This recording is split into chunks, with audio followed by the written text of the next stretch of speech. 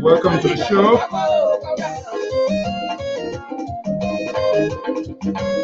Welcome to the show. I'm Francis Zienso right here from the Diaspora Informative News Network. Yes, Fatima Tata, another wonderful day. Thank you for being here.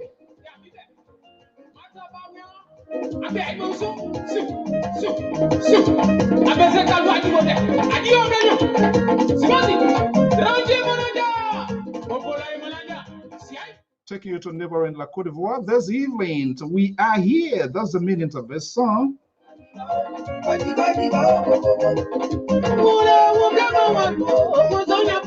And in the interest of African solidarity, we are here.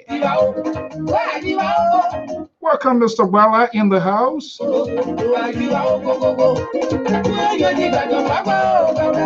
Kiantawia, good evening. Welcome, Brasilia, to just marching in this beautiful Friday evening. We are here, so says the songwriter. Essie, who coming from the suburb of Providence, Viria, is in the house. Good evening, my dear sister.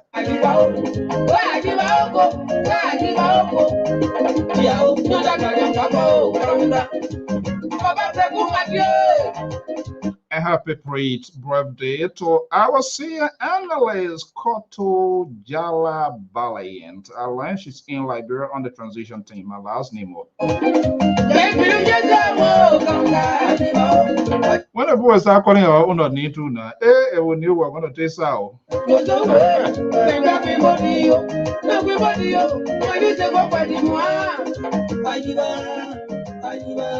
Regina G, good evening to welcome the Sudanese. I told you guys I'm a traditionalist. I believe in the tradition. And we are taking it into neighboring La Cote d'Ivoire here this evening. Remember, we bought us with Cote d'Ivoire, right?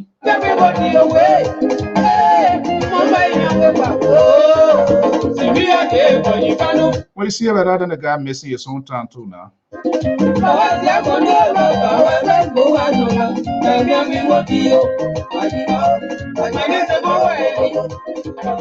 Just do it a favor, just hit the share button to invite someone to your company. So right here, right now, it's on the Diaspora Informative News Magazine, Liberia Public Radio.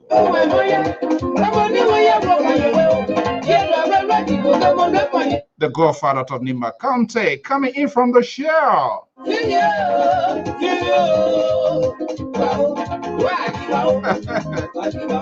The news coming from the station with our manager.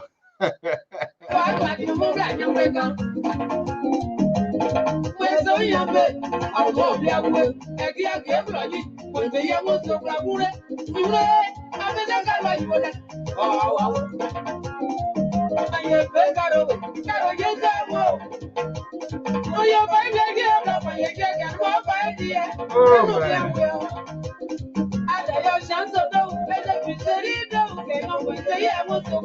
Mr. Peter Goba, good evening to welcome Alexis. Good evening to welcome Ishmael Dukle. Welcome in the house of LPR.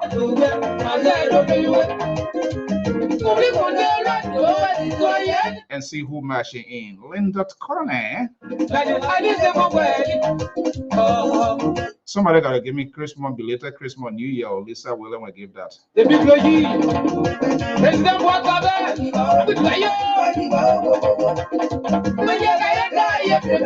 If I get new Christmas song belated, I will go on strike. Oh man, what a beautiful song right here this evening. And the godfather of Nima County is coming out from the share, not holding back.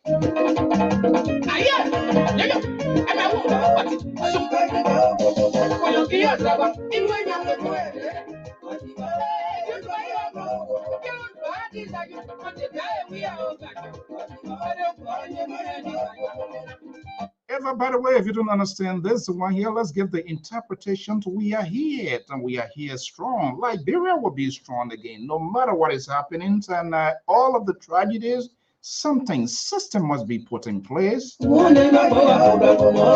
Our prayer center goes out to the bereaved, the country, the president, and the president-elect. We want to keep it proportional right here on the informative news outlet. Okay, good evening, good evening. We want to thank all of our viewers and listeners across the globe. I am your host, and Alfonso Zane.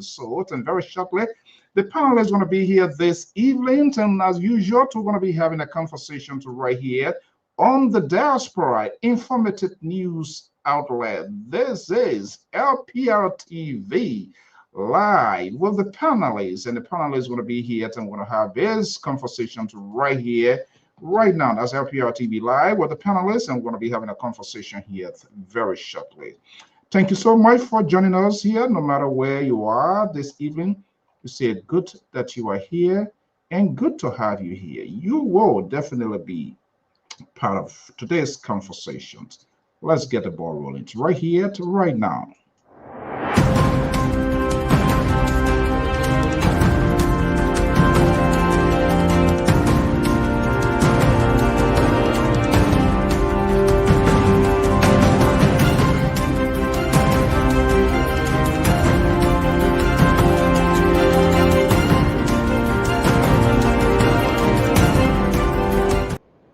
Good evening, good evening, good evening. I'm not from Texas, but I love the way the Texans dress.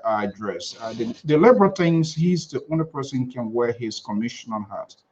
I am wearing mine on a cardboard from Dallas, Texas, from next to the range of George the Butchers. We want to welcome our viewers and listeners across the globe. Thank you so much for joining us here this evening. As usual, I'm Alfonso Zane. So right here on the wheel, here with today's edition of LPR TV Live with the analyst, we'll say happy belated happy Christmas. So we never had a chance to talk to you. We say happy belated Christmas. We are gradually triumphantly moving towards 2024. My goodness. Yeah, today was another sort of day because too much is ongoing. About 5 years ago, my senior brother, it was just about the same time got his death news. 5 years ago. It's unbelievable. May his soul rest in peace. We want to welcome our viewers and listeners across the globe. Thank you so much for joining us, Venetia. It's good to be here. James, Best, Christ, all of you guys who sit, we are so happy. Without you, there's no way that we can be here. So ultimately, because of you, we are here. And there's no way we have made a commitment not to leave no one behind in the national conversations of the Republic of Liberia, keeping it fair, balanced, and proportional, not being judgmental in our argument. And we hope not to be judgmental, but give people the opportunity to explain themselves and have a conversation that is all about. We don't necessarily see it your way on this network. That's the distinctions, that's the fine line that we have tried, and we will continue to establish. We do have folks, analysts, political commentators on this network that pick their choice, their political choice, which is okay. And this is good because you do not want to leave your audience in doubt and begin to make a guess game. Who is she? Who is he? What is she talking? What is he talking? Not compelling them, but we want to create an honesty. You're seeing the liberal progressive here dancing every night, every evening.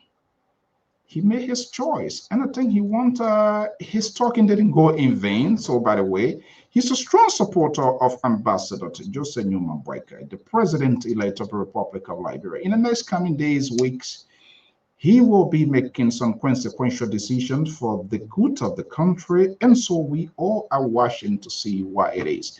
But the success of the incoming president is contingent upon all of us.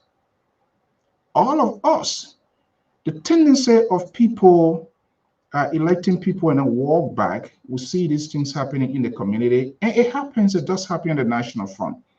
Because some will be arguing, I was one of those who get him to be where he is. So the thing, all of the entitlement going to be within their corridor.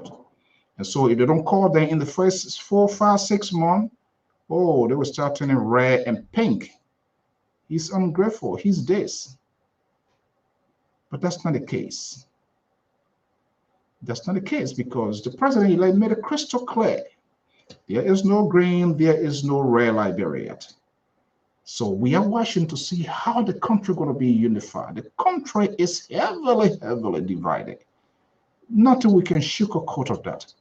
It is glaring when you're watching programs, even tweets, the interactions in different chat rooms.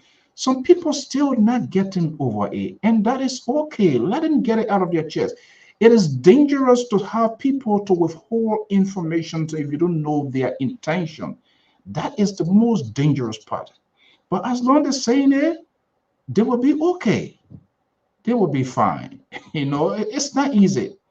So imaginations, hallucinations, all of the things you're thinking about, it's like the whole world crumble on you. That's how it looks like because people were very optimistic. This is in our columns. We already have it on our belt. But the electors have their own unique way of making decisions or to punish politicians. So it is what it is. These brothers and these sisters will get along. Don't get mad with them.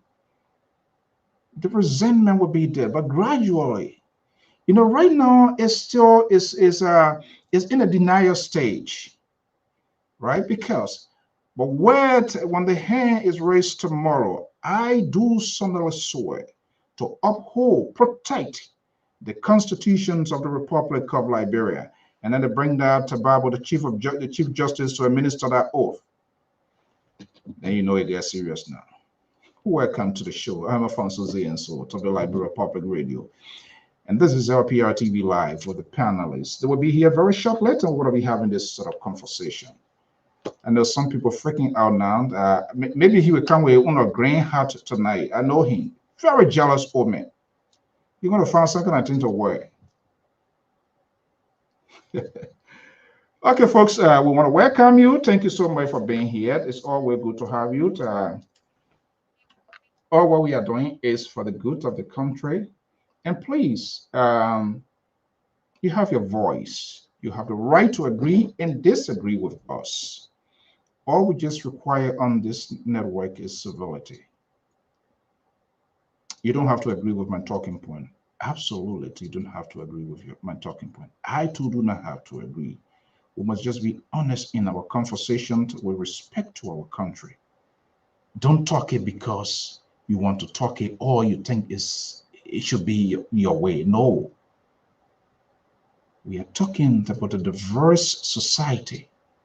How many tribes now? How many countries? Just think about it. How many different culture, society, different groups. So dealing with people of such a diverse society, it is obvious that we would not be in one accord. That is 100% guarantee. The good thing about me being here, not the liberal who ultimately go to sanction voices. If you don't say his way, he give you 1 second to talk. But once you start to blow that trumpet of his liberalism, you can talk and say whatever you want to say. Yet he professes and claims to be liberal. Liberal, they believes in people expressing their views, but he's not one of those. So he has managed to massively recruit people, right, to indoctrinate them. We will be here to put him in check as well, because that's what we're supposed to do. Interestingly, we ourselves will be held accountable. If you believe in it today, it's okay. If for any reason it turns 366 degrees, come back with courage and admit. And this is what our politicians, they don't. They are very much defiant. They are unapologetic. You will never see them for whatever reason, unlike the Westerners. They are bold. You will see them, the quick to surrender. Someone in the call press conference, wave, whoever stand by their side and say, we are sorry. How many of our folks, politicians, that have the courage to say we are sorry for wrong decision? And I hope this time around, everybody will be held accountable.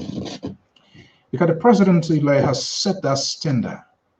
Say there will be no friendship, there was no family. He already set that fine line, and we are waiting to see it being perfected into action. Saying it and have it implemented, that's another thing. But we're going to give room for all of those things to happen. We're going to give it a time. If you talk to people in that country, what is happening, it is amazing and just unbelievable. So I feel not to impose our will on other folks. It is time for us to start having real international conversation. We have no idea what he's going to meet his administration. So for those of you that are on edge with the hope that as soon as he's inducted the next day, glory going to come down, it's not going to happen. It's just not possible. He's not a magician. And even magicians, sometimes they got to go and do all their little stuff. These people got to work. They got to go out there to the outside world. And I'm a little glad that little baby steps started already. I'm waiting to see, we are hearing something, but we're waiting to see until it comes from the house's mouth. The inaugural to see what will be released or some of the promises by donors and friendly government. That's what I've been hoping, and that's what we all should be hoping. The country is, for whatever reason, it's just bad off. There's no other way to put it. I don't know how. I don't know what people were thinking about, as if there was no tomorrow. And you run the national government as if you are in the Sabibo land. Complete breakdown of a system. And people just felt it was okay. And even some of the people who supported the administration, they were still didn't do him good. They were defiant. Everything was okay. A couple of people that I talked to today that work in the government. It's amazing some of the things that are coming out of them. But I also said a very good guy, close friend who was in hierarchy as well, schoolmates and everything. You knew it and you stayed there. So you are part of the problem. Don't come bleach your hand as if you are some sort of a holy person. It's because there's no backup. It's not like here. I'm waiting to see in this next republic where partisans even be a lawmaker. They will challenge some decisions of the party if those decisions or those policies are not in the interest of the Liberian people. I wanted to see that happening for people to stand up. This is sort of democracy that we want.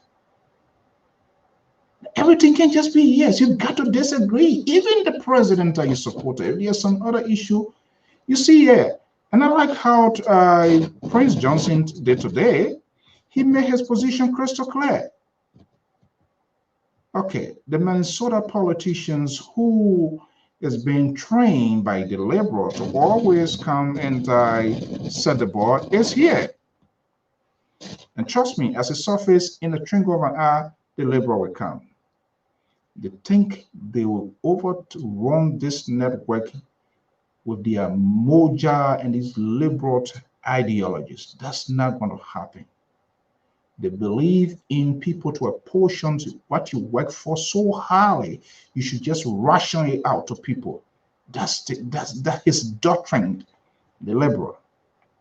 That's not going to happen. We were given the opportunity to explore those things, but we will also come back to exposing. Let me bring in our senior political commentator, who is a strong supporter of Ambassador to Joseph Newman White Guy, President-elect of the Republic of Liberia. Terry Collins is based in Minneapolis, Minnesota.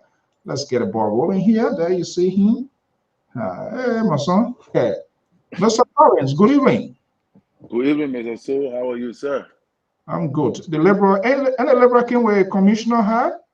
So and I Yeah, come with that one my I'm looking at. I come with my own butches. You're looking sharp tonight. Yeah, I'm always sure. Wait a minute. You see, you. Yeah, Terry, Man, you. that one I allow you. Always sharp. That one I'm gonna give it to So you, baby. You I you you who even you got you your are my swag. body. You are my body for whatever reason. Now you cut off ties and you become a Mr. good. So, no, you can't do me like that. I've been your body for a long time. Yeah, you Pato just talking coming in. something to Forget them what I that he think. just coming in. I don't know why you so much into his business. I'm telling you, this guy will dump you in the middle of a Red Sea, and there will be no one there. There will be no one No to one rescue there to you. help And when me. you call me, they will say call Samson to in California, and he will never pick up his phone. Trust me on that. I know this. I know that labor there for good. Okay, good. Happy Friday. Good to have you yet. How you doing today? How are the family and how everybody? Yeah, man. We having a enjoyable time in Minnesota weather. We thought that it was going to be snowing and cold, but Minnesota up to now we can't see no snow. So Yeah, I this is think we decided to send it to you there to see how you will handle it. no send it to your patron. And with that one here. No, this is quite amazing though, and it's a clear indication of this how you call it a global warming thing. The east here, East Coast here as well. No snow on the ground. I mean, it's Yeah, unbelievable. But it's shocking, I very think shocking. that's okay.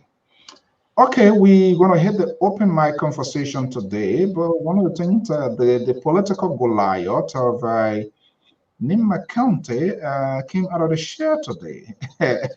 It's your me. Why other name why you call it? Yellow, whatever. Yellow bay. Yellow bit. The guy is interesting. I saw him live, and that was years Okay. back Hmm. during the heat of the civil crisis. after the president was captured, we were the very first group that moved on the economic base, right, Freeport, yeah.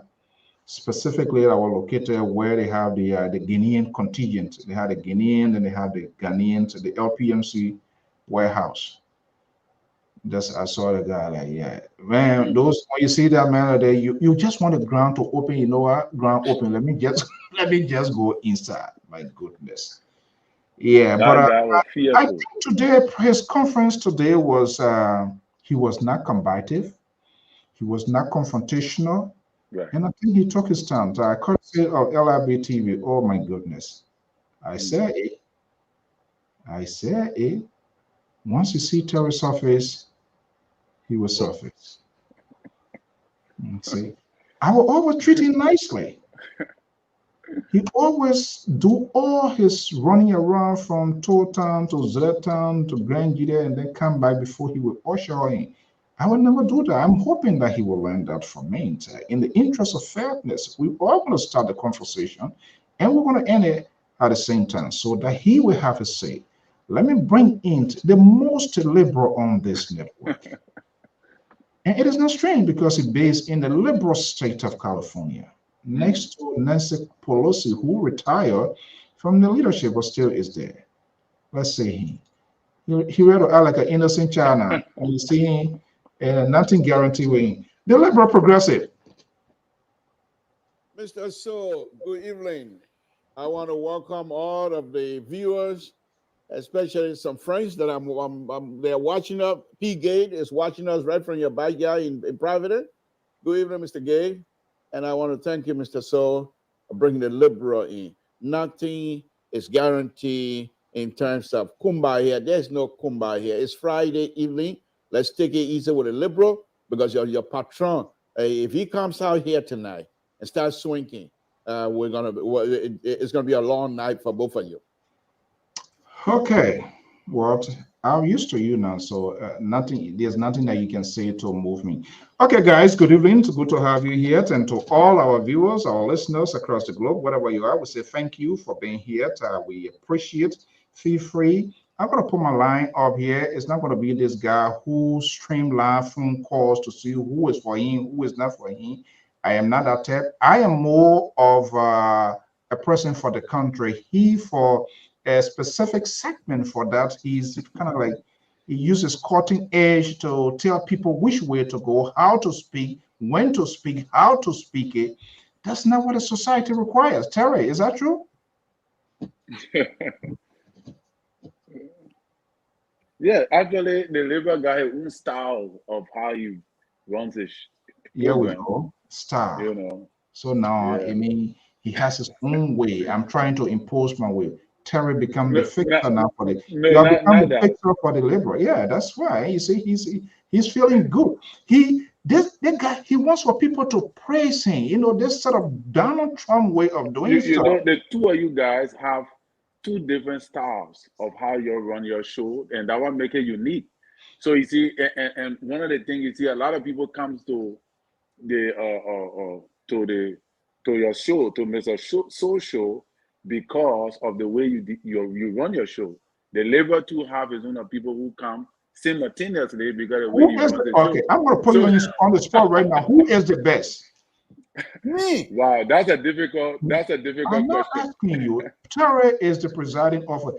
Who is the best? Joshua from all category. Mr. Soul, you the journalist. How you ask that kind of question?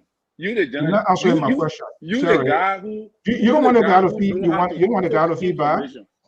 You want to get out of feedback. Labor is an engineer. When you want to discuss engineering, you know, road construction and all that, I will give it up to the labor. You the journalist. There is no way I can put two of you in a ring on broadcasting and give it to labor. You know that one will not work. Liberal, do you agree with your patron? No. Well, you on your own.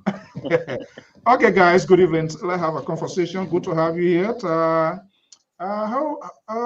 Today is what, 29? How many days to the inaugural? It's the 22nd, right?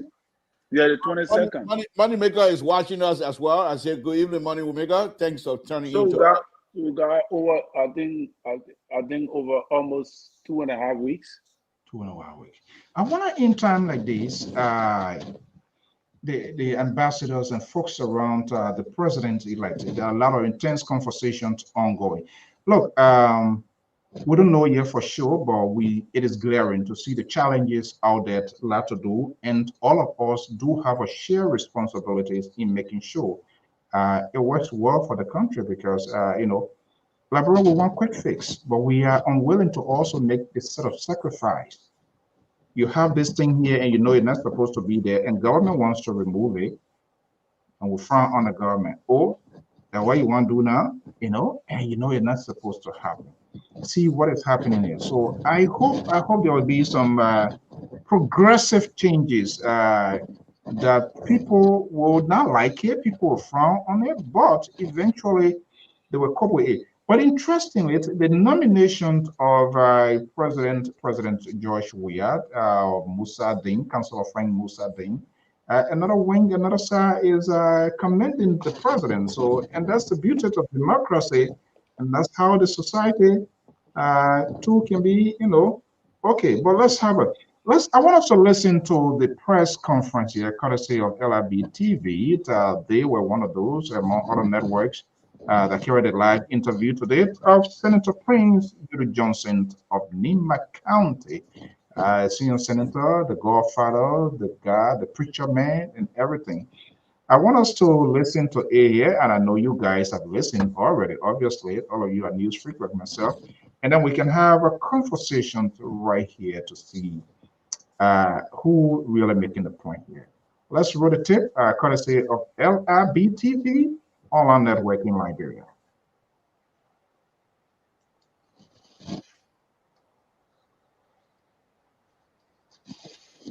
I want to sincerely invite you here at the home and premises of Senator Johnson. Today is a major press conference. Senator Johnson will be discussing some of the trending national issues. Subsequently, he will discuss among them the recent appointment by the president of Musa Ding, the Justice Minister, and the nominee designated as Associate Justice of the Supreme Court. Senator Johnson, welcome to the Liberian media. Okay. Good morning to all of you, members of the press.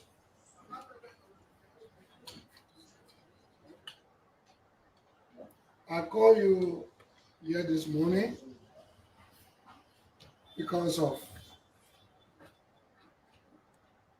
important issues that bother me. And I think also it bothers the nation. People have been talking on talk shows about recent appointments or nominations made by Mr. President George Weah. While it is true he has a constitutional power, a right to do or to make nominations, acting is untimely. The man he wants to replace, Associate Justice Joseph Nangwe, who is now well, and is currently in Ghana. He's been there pretty close to a year. He did not see a fit to replace him ever since. But decided to do it now since the man has written and he can any longer make it. And he wants to retire. I think this is why he's made a nomination. But Mr. Weah did come out with an executive order putting a moratorium on nominations, appointments, and other government activities. That everything should come to a standstill in this transition period. While that is most welcome, because that's the same thing in 2017 Ellen did. But she did it much earlier. That at this time, when the transition was put together, the sedition, the CDC government continue to make more employment in all sectors of government, preparing for confusion in the future so that when the new government comes to power after inauguration, and they saw that the payroll is overpacked, many thousand people have been added, that there is a need to have a reduction. Then they will come on and say, oh, the man is witch hunting. You see, he put our people down. That is the kind of situation this CDC-led government is preparing for. However, he had nominated Musa Dane to be a social justice. Musa Dane is my good friend. We normally communicate. He called me out, I think yesterday, on my phone. You can see. He said to me, you know, my name has been nominated for this hard post, and I need your support. And I said to him, Mr. Dean, there are discussions going on among senators. There are discussions going on among librarians. And what we all are discussing, let me tell you some of it. First, I'm not in support of your nomination. I said, let me ask you something. Who is the chief security officer of the Republic of Liberia? He paused. I said, is you right? He said, yes. I said, okay, as the chief security officer of the Republic, once upon a time you came to the Senate, you were invited for something else.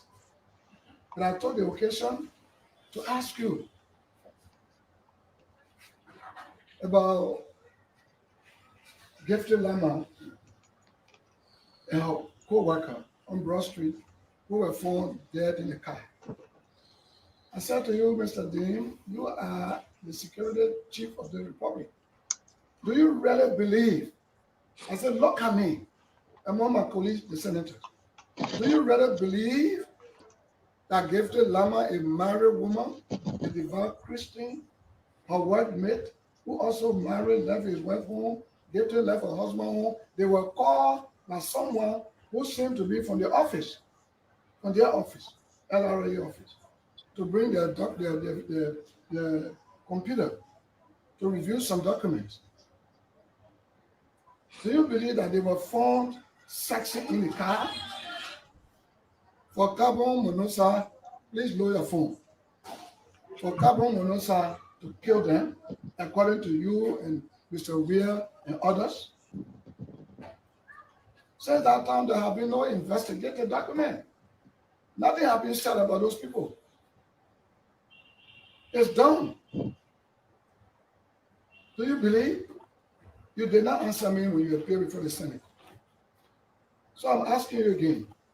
Do you believe that Gifted Lama and her co-worker were having sex in the car? That's one. Two, what happened to Yosua? What happened to Ines? What happened to Princess Copper, who was found dead, bleeding in Fawaz compound near Delhi Junction? What have you said about them, Mr. Chief of Security? Just a minister.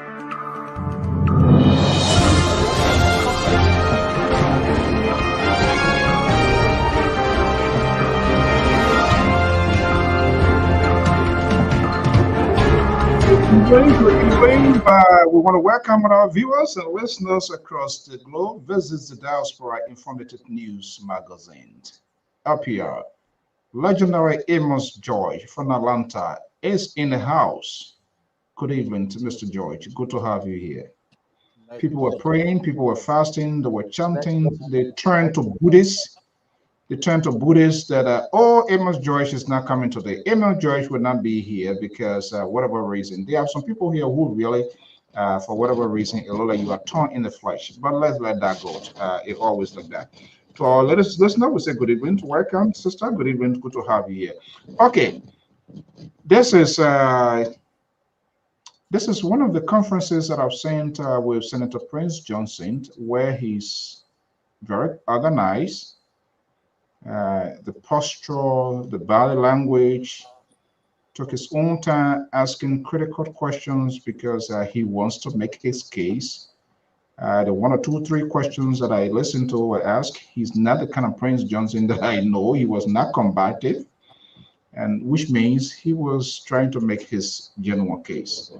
But now he's took the bull by the horns, putting Musa Deen on edge. This is a difficult one because the questions he was asking, those are legitimate questions, and hundreds of Liberians in and out, family members still seeking uh, those answers. Guys, let's have this conversation. Ilola, the cat or the dog is being strangulated already, you know.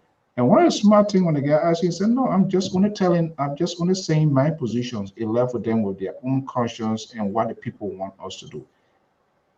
I mean, this is one of the defining moment. This guy, the idea he allows the media and he was kind of like having that engagement. That was a good salary, but you can rely on that. Anything can happen with him. Nothing is guaranteed. Trust me. So, okay, let's have this here. Tara, let me just bring you in here. At the same time, if you listen to, if you listen to front page caption tool, a transparency and accountability group extol President Weah for nominating Councillor Frank Musa Deen as Associate Justice. Let me see here the name of this group here. Liminta, Liberia Media Initiative for Transparency and Accountability. Now, I like to see this sort of thing happen. This is how the democratic society, all of us, everybody can be in the same basket as the liberal he wants all of us to be in the same basket. There are some people got to be outside of that basket, and then we can make the case, and those who are the decider, they will decide. With Prince Johnson coming out here, Terry blowing this sort of horn right now ahead of this. And even so, he said, just keep it in the room there, let just sit down there, put it, I don't know whether that lay away or whatever he's saying, but let it just be there until the inauguration. Obvious it is, but he also was very much honest to say, well, that he's the president, and that's true. That's the president constitutional right. But he doubled down the president because he said there was a moratorium. There will be nothing be moving.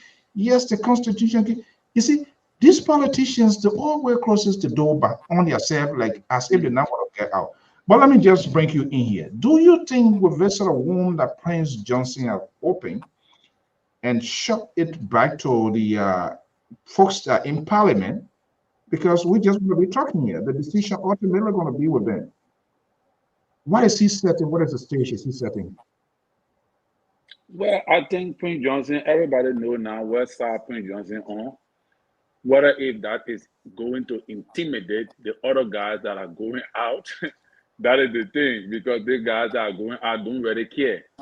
They all care about what they will get, and Abache is already wounded, even though he's not going out, but he wounded already, sanction is on him. So, but I still doubt that the House of Senate will really confirm Musa Deen. Because there are several reasons why I doubt that they would, even though many Liberians think in their mind that they are going to actually do that, especially the outgoing senators. But I doubt that they are really going to do it, because I doubt most of them. I know some of them will, but I doubt that most of them will obviously confirm Musa Deen. And I believe several reasons why. Some of them who support the CDC feel disenchanted with that nomination by the president, because there's an uproar already in the CDC with the Jefferson Koji factor. In fact, most of the young civilians do not like the idea that what his name Musa Deen is going there. But my question is to them is, if not Musa Deen, then who? Because in as much as I don't support Musa Deen going there, but looking from the side of the CDC, President, what kind of nomination? Your man Jefferson Koji on sanction. Everybody on sanction. What kind of Who you think the mayor will look at to put there? If you want to nominate somebody with the qualification and the credentials from the party, who else you think he's going to put there? And besides, they always say Musa Dean did that. Musa Dean cover up most of your shady deeds for 6 years. Musa Dean work with you. All the things that he could have highlighted, he could have exposed from you, he did not. All the things. Yeah, so in your words, do you see there as a political favor on the part of the president rewarding Musa Dean for, in your term, in your word, that cover up for the president or the administration? Is that, you see that as a political give back? I don't want to say a political give back because of reward, because president, we are intent to get something out of it. So it's not free. He's not doing it like I will favor the guy, you know. He's doing it because he got an intent. The liberal knows the answer. Yeah. The liberal knows the answer. Let me bring in the liberal. The liberal, good evening. Good evening, Mr. So. So I'm wondering, yes, let's see whether we can profile the orbit of the president as to how he came with this here. I thought maybe he was going to throw like a ice water within the opposition incoming administration. Maybe go within the rank and file of the coming folks or the other Liberty Party and go there. They have some great folks there and make those sort of nominations and see how they want to scramble over it. But that did not happen.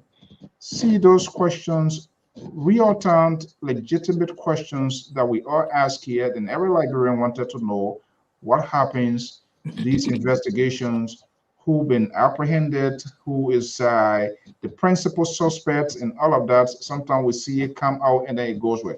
Prince Johnson is resurrecting this point, which is a legitimate argument. What is he presenting to the Liberian people here? Thank you. So from my perspective, if Prince Johnson's argument would be that this man should not be confirmed because he has not done investigation of the, according to him, the mysterious death of most of the auditors, then I think he's barking on the wrong tree, because they're not trying to. They didn't nominate him to be chief justice. I mean, chief. How do you call it? Justice minister. They're nominating him as chief justice. I mean, associate justice of the Republic of Liberia, where you have other members sitting on there. If one other thing I noticed also, and I will say this: if Prince Johnson got to hold this over his head, then Prince Johnson is a dubious on in terms of legislation understanding. Then I think his understanding as being a legislature, as being a senator, perhaps he does not understand, or maybe there's no rules that perhaps he can apply to hold or delay the nomination process of Musa Dean. Because Musa Dean being nominated, if he's accepted and confirmed, he's going to be associate justice. And if any case comes to the judiciary themselves, the chief justice and the justice, I'm sure they have rules that will allow you to participate. If for some reason your name is involved in anything or some other cases that have been before you, but many of these people have served in different capacities in our society. So if you feel or the rule will not allow you to be part of it, you can recuse yourself. So I think if Mr. Johnson, and believe me, if he have something in the Senate rule that perhaps he can use to stop this, he would have done it. But because there's nothing, and if it is, and he doesn't understand it, he's now going through this process of bringing out the death of these fine Liberians. Those are things that the executive can pick up later. Crime, especially death, there's no statute of limitation as far as I'm concerned in terms of murder, in terms of crime that are so heinous. There's no statute of limitation on those. So those things can be picked up later by the incoming government. Prince doesn't need to use that to say you're now qualified. Prince Johnson is the one vote. So if Councillor Dean has enough vote, there's nothing anybody can do. Now, having said all of that, Mr. So, what I do believe is that President we are, by this nomination, does not have any kinds of good intent in terms of reconciling Liberia and Liberians. He knows very well this election, Liberians are completely divided just based on the vote themselves. So by nominating someone, even though constitutionally you have the right, but to show some reason for unification among your people, you will say, you know what, I don't have much time left. Let the next person do that nomination. That is the sign. He already did it with the conceding the election. He should have gone farther more and go step some more. But I think the agitation that's been happening behind the scene in the CDC hierarchy is now showing itself, manifesting itself through President Weah in this action. So I think it's completely not in the interest of unification. Let's put it that way. Okay, quickly before I go to Amos George, Senator Johnson deployed the war untimely. Do you agree with me on that? That's what I say. He doesn't. If he used those type of languages, then I would suspect that he has no understanding of the rule of the Senate, if there's such rule, because there's nothing in the Constitution that would bar somebody because his appointment or his nomination is untimely. What is the timely? What is it? There's anything in the Constitution that says timely or not timely? It's not. I thought you argued that point here a couple of days ago. No, Mr. So, see, this is what you do. This is what you do. My argument, and I just argued a few minutes ago, because it is constitutional, does not mean that it's in the interest of peace and reconciliation in Liberia. And his action, President Weah's action, does not boast well in terms of reconciling the Liberian people, because he knew very well we have an election where Liberian is completely split. There's a division among us. So this type of appointment, as far as I'm concerned, does not boast well for the reunification process that President Weah talks about. That's your own views. You are not expressing my views. Let me go to Amos George. Amos George, I see you spinning here. The Liberal is ready to derail this train again here tonight. Let me just bring you in. You listen to Prince Johnson here. Where do you have any disagreement or dispositions with his argument? No, I don't have a disagreement with him. Let me say it first. Again, my heart go to the people of Bunkan, especially to the town, and to our brother Sisi. I think his wife lost her uncle. Or in a Bon County, Sonny? No. I think he was sick, not from Bon County. When that happened today? Yeah, he posted it today in the chat room. Oh, yes. Today I've been kind of crazy. I'll get to him later. Yeah, sympathy to go out to the family. Yes, my sympathy to the family, man. Yeah. Same here, Sisi. I think I already expressed my sympathy on the page. But let me say this, the liberal, he will continue to be a liberal. What our Senate, the way it is structured, is not like the Senate in America or in other Western countries. That is, you can take an issue the president wants and say, look, I will not vote for this until this happens. Like maybe if you go for, there's a senator for Alabama. All the promotion that Biden wanted, he heard it that he would not agree to it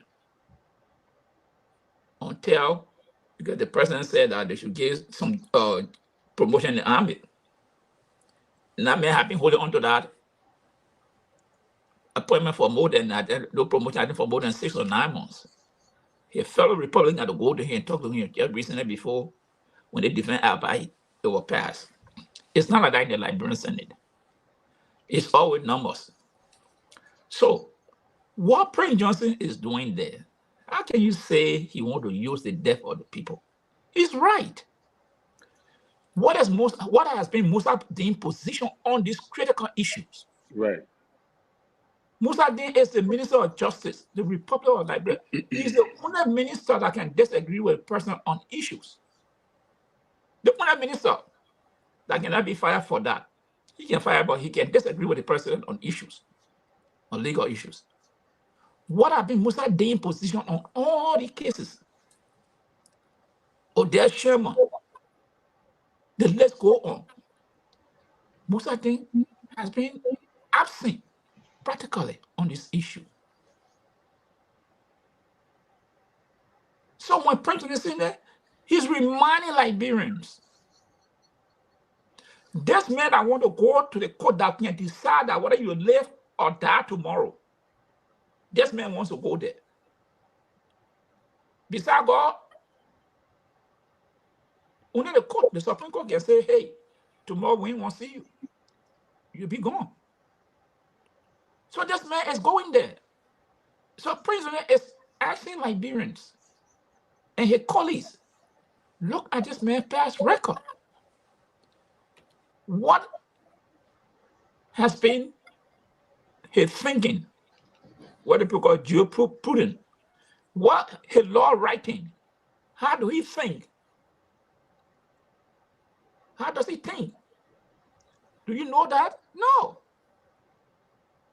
I don't know how Musa Dain think because he has not showcased that he wrote about to make judgment that he can say, oh, Musa Dain think this way, maybe this guy is a liberal, or this guy is a hardliner. Nobody knows. This man had almost said 6 years. All the government contracts honor George Weah, Musa Dain signature to it. The Iboma Day, which was a 41.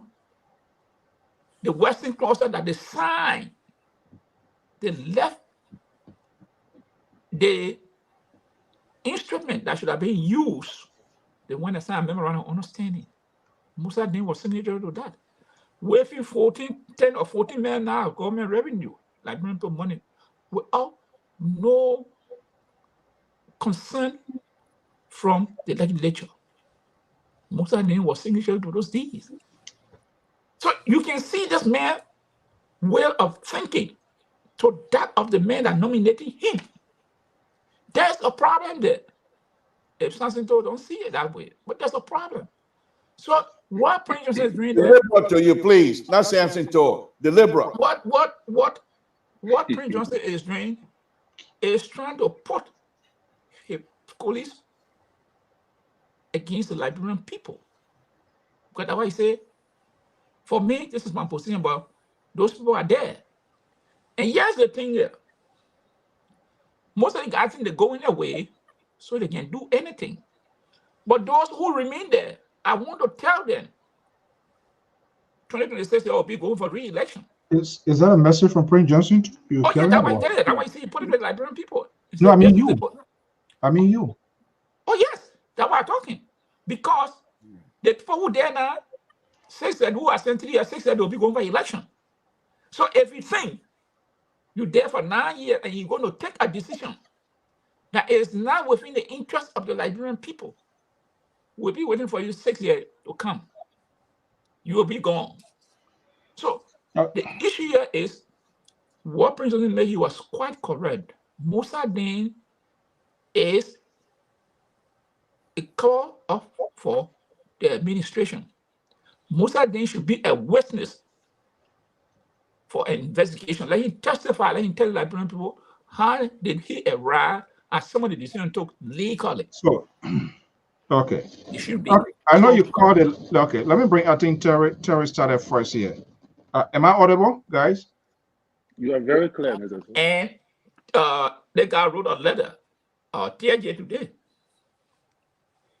Yeah, I've never completed that. You want to share that in the group?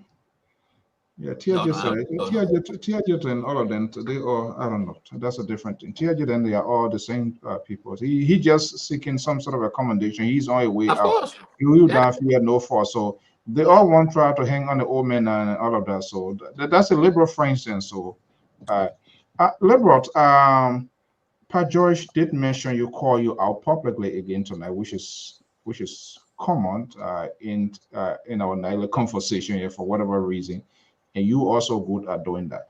Now the question here now, what happens? What could be the fear, in as much it is in the committee room? And how about you? Because you see these things happening today, I'm telling you, something is working behind the camera. You can see it, I can see it. Prince Johnson is hoping and praying that it stays there until after the inauguration. We don't know right after the New Year. We don't know the first week what's going to happen. They're going to bring it on the floor, and perhaps vote will be put into play. They got 10 days. Yeah. So so they still have a little time there. What Mhm. happens if that comes on the floor? Liberals, you were called out here with Imam George. What is he missing? Well, Mr. George is not missing anything. The only thing I can say to him is that the 1% is trying to be relevant in these type of Liberian conversation, which we will continue to remind him that their voice, why we Mr. Saw, the liberal is on the floor. Their voice, why we say yes, you have the right to speak, but you have to speak from a position of strength. And Mr. George is not speaking in a position of strength. He is speaking in a position of weakness, 1%. I'm just giving it to you today. So for him to come here and try to lecture me on, even though I'm not a lawyer, but I know what I'm talking about. Mr. Soul, the Constitution clearly states that any justice, if found to be in being collude or being in any kind of error or face something that is not legal, that person can be impeached. So, the Constitution is there to giving us all of the tools. So turn now to come and argue that in fact the man has not done anything in the past to deal with the mysterious death, which we all frown on. Is that why the man will not be accepted? If that is your argument, you go and make that on the Senate floor. If this is your argument you have, you go and make that to say, I'm going to deny him the confirmation. But I tell you what, if you're going to say that, don't bring in the Constitution, because the Constitution does not back you. Mr. Josh, the liberal is on the floor. The Constitution will not back you, and those of you that are speaking from a position of weakness, give us the opportunity. Those of us that are speaking from a position of strength, we will continue to remind you guys that in this new Liberia, we allow you to speak. You have the right to speak, but just understand your position as well. So the liberal is not wrong. And Mr. George, please, on this platform, it's the liberal. It's not Samson Toe. Please. Let me just say to you, I did not say that the president don't have the constitutional mandate. I didn't mention that. I didn't say that. I said it yesterday that the president has we said it 2 days ago. It is the personal right to nominate. The Constitution gave him that. But we're talking about people character. It's not about the education, we're talking about your character. And that forms part of your character. When you were there, how did you address the issue? Okay, so then let's have a conversation. Let me bring in Terry here. This is our views, our opinions. We will get to know the details when the time comes here.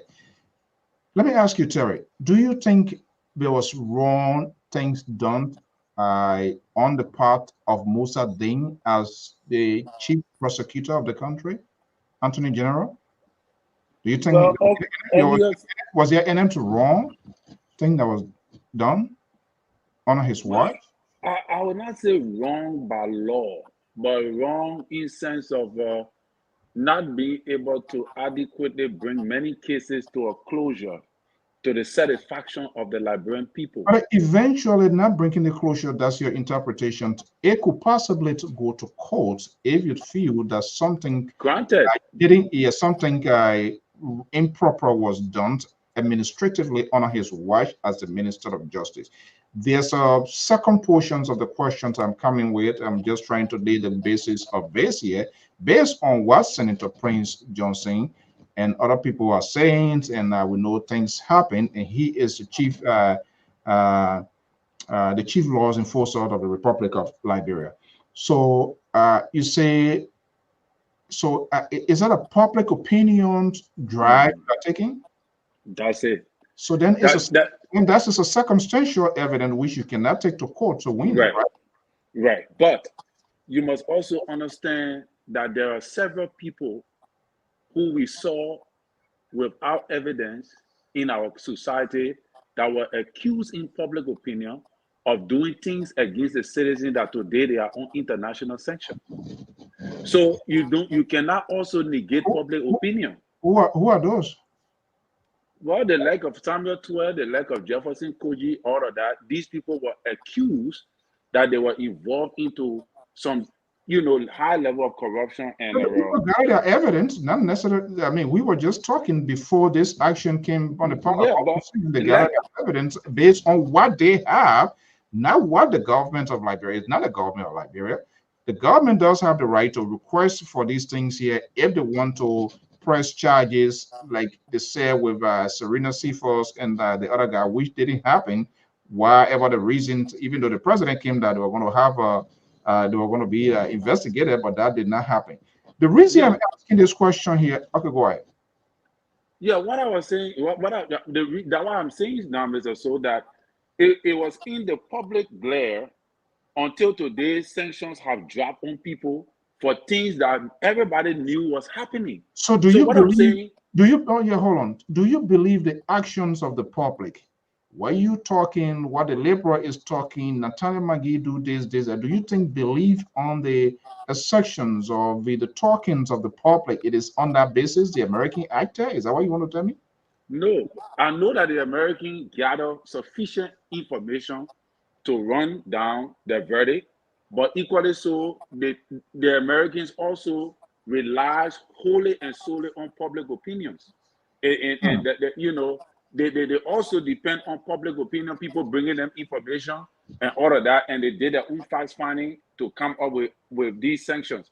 So obviously, Musa Dean have not committed any crime, but with the public opinions and the perceptions about everything that have been going on in the country, that he failed to bring to a closure is what bring this. So, is what are you saying he failed in your belief, or is that the government's positions you are taking? That's the government position. Not only in my belief, the government have failed as a justice minister. Most of these cases should have been dealt with properly, but he failed to deal with it adequately. So it shows your level of incompetency. That is why people are saying that the man is not competent. That it have nothing to do with law or nothing to do with whether if he wrong and he found guilty on anything. It is the level of incompetence. Number two, it is the level of him being in a position. People are looking at the threat it could cause for the state if Ambassador Boyka is going to prosecute people in the government that he was justice minister for. So all of these things that what people are looking at and saying, look, we don't think this guy, that what Prince Johnson is highlighting these things. So for me, I agree with Prince Johnson. The only thing I'm saying is that President Weah is using a strategy that I believe he's supposed to use. Because if I were in President Weah's shoe, I would use the same strategy too. I have no option. That's my point. But what Prince Johnson is saying is true. The man is right. Okay, Liberal, let me ask you, and I don't want any circumstantial people, public opinion that not quote. You can't go to any case, quote, and win that, oh, this is what the people said. The judge would need a high court evidence. You as a Liberal, do you think Councillor Frank Musa Dean has committed or done anything wrong that warrant him not to be associate justice?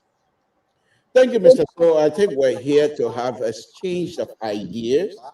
Unlike you sitting over there, I won't be surprised if you have some spur because you looked at somebody from Texas getting ready to do a Texas Ranger business here tonight on LPR, which I just want to make that point clear that you're just like a sheriff from Texas, and which I think on LPR we don't do sheriff business here. So I just want to make that point clear to you. Mr. So, Honorable Dean has done nothing wrong. Honorable Dean, people are now claiming that he's not competent and he's not qualified. I will say to those people, including my two colleagues here on this line tonight, let us don't forget that Honorable Dean was confirmed by the Senate for this current position he's in. Now, don't also forget that he was at one time was a professor of law at the University of Liberia. Let us don't forget that he also practiced law in front of the Supreme Court of the Republic of Liberia. This man, his qualification has nothing to be matched. So I don't agree with those sentiments. However, Mr. So, it is the duty of the Senate to consent. It is the duty of the Senate to say we agree or we don't agree. Let us don't try to hoard all of this stuff to salad dressing this position. President, we has the constitutional right. There's no one amount else that would deny that. President Wright has the constitutional right to do it. The Senate is also mandated by the Constitution to that new position for the new position to and see if he have the ability. If the Senate said no, so be it. But let us don't try to fool around with this thing with Prince Johnson and take up trying to seek relevance. Prince Johnson trying to seek some sort of a political grandstand and what have you. This I don't agree with. So no, Honorable Dean has done nothing. Nothing. In fact, as far as I'm concerned, President Honorable Dean has been the one or two people in this outgoing government that have always holding the Liberian people and their constitution to stand straight. So this has nothing to do with President Dean. I call it Councillor Dean doing something wrong. He is quite ready, capable of leading, Mr. So Sheriff. So You seems to be confused this evening. Sheriff, please do not talk about what I'm confused about. Mr. So you say I'm CDC man. Now you saying I'm terrorist. So I told you. Sheriff. You won't put me on the bus now. Flo, when you settle down, you let us know. Okay. So, Amos Joyce. Yeah. Was there anything wrong on the part of Councillor Frank Musa Dane that warranted him not to be nominated, not to have the opportunity to defend his nomination? Yes. But before I comment on that, let me say something to the Labour. Actually, nobody questioning Musa Dane academic criteria. Nobody. But it's one thing. You are educated. Before, can you give yourself light a little bit? It's one thing. Where are you tonight? Because you like you look like in Liberia. Are you talking to me now? No. Is it possible to give yourself a little light? Because you look like a ninja here this evening. I will have to go in the living room. So it's one thing to talk about someone's academic criteria and his character. I did not question, or nobody had questioned Musa Dean's academic portfolio. No. He been a professor at law school. He had a law firm. Yeah, practice cases in front of the Supreme Court. Good. But yeah, my problem with Samson too, all the things he talking. The liberal, all the tapata he talking. Can he tell me all the major cases that we are talking about? What was Musa Dean? You put in what was his decision on the cases? Maybe the liberal is forgetting to know. Musa Dean is the only person in the government that determine the Minister of Justice is the only agency in the government that determine what criminal case or cases to go Can be forward. prosecuted. So if there's any case or cases that he deemed that there's the evidence is not sufficient enough that he can go to court, he must tell the Liberian people. Because when something happened to me, if someone hit me with an object, I go to the court. The Minister of Justice come to defend me. That means the person has hurt the Republic of Liberia. So the Minister of Justice will come to defend me because that's a criminal issue. So the Minister of Justice will come to defend me. But the Minister of Justice, because they have to look at my case and say, you know what happened? We can't pick up the case. This case got no magnitude. So we cannot take it forward based on this evidence we are gathering. How many cases that Musa Din came to the Liberian to make a compelling argument that, you know what, the death of this person, based on what we have seen, Okay. we don't have sufficient evidence to take this case to court. Let me tell you another one. The $1 million drug case. What was Musa Din's position?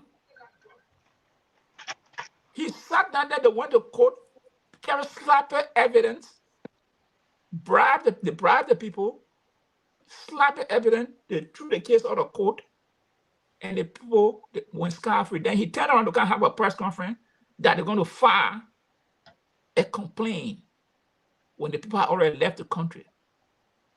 Did you ever hear from the Minister of Justice again on that issue? What the complaint going to be filed for? The case was in front of you. You put your lawyer there, your department, you send them to represent the Republic. And when they did a sloppy job or connive with the people, then you come back after the court ruled to say, oh, we disagree with the court. Okay, let me bring in. So these are some of the issues that we are talking about. Nobody has questioned his qualification, but we are questioning his character, the way he had ran the Minister of Justice. That's what we are questioning. So, yes, the president has a right. Nobody is arguing that. But we are calling on our senators to not vote this man, and the Liberian people should make sure they tell the senator or occupy the capital building that this confirmation should not be heard. Okay, and this is where the sort of hypocrisy on the part of the some of the lawmakers, they see the sit and allow things to go, and the reason because for once, I bow before you. For once, you're looking at cardboard tonight, but it's okay. You're saying the truth. Go ahead, my brother. You're my brother tonight. I'm not your brother. I always say the truth. Yeah, I'm not like you. You are politically driven. You don't, when your people does it the wrong way, you didn't say it. So I'm not your brother. You can describe me, whether George Bush grandson or whatever, it's up to you. I don't care. Let me bring in D4 here. Because the reason I'm asking here, the lawmakers, the Senate, they have the constitutional right to summon the appointees of the executive. We saw what happened here in the case of Hillary Clinton.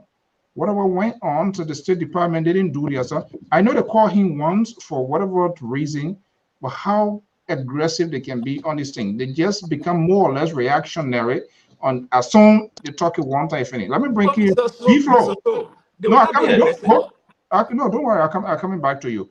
I'm wondering what are all of these things here, and I'm not seeing these the concerns Senator Johnson and many Liberians. We have talked all of this here. But what has been the force of the first branch of government to call this man and say, hey, we need answers, or we will just continue to do it with this the African way? You have senior government officials that are, for God's sake. You will not. D-Flow, let's bring you in. Good evening. Are you on how to call it inaugural boulevard in Liberia or what? I'm on Executive Boulevard. Executive Boulevard. Yeah. He's not sanctioned. I just thought for me, honestly, I just thought maybe the president was going to try.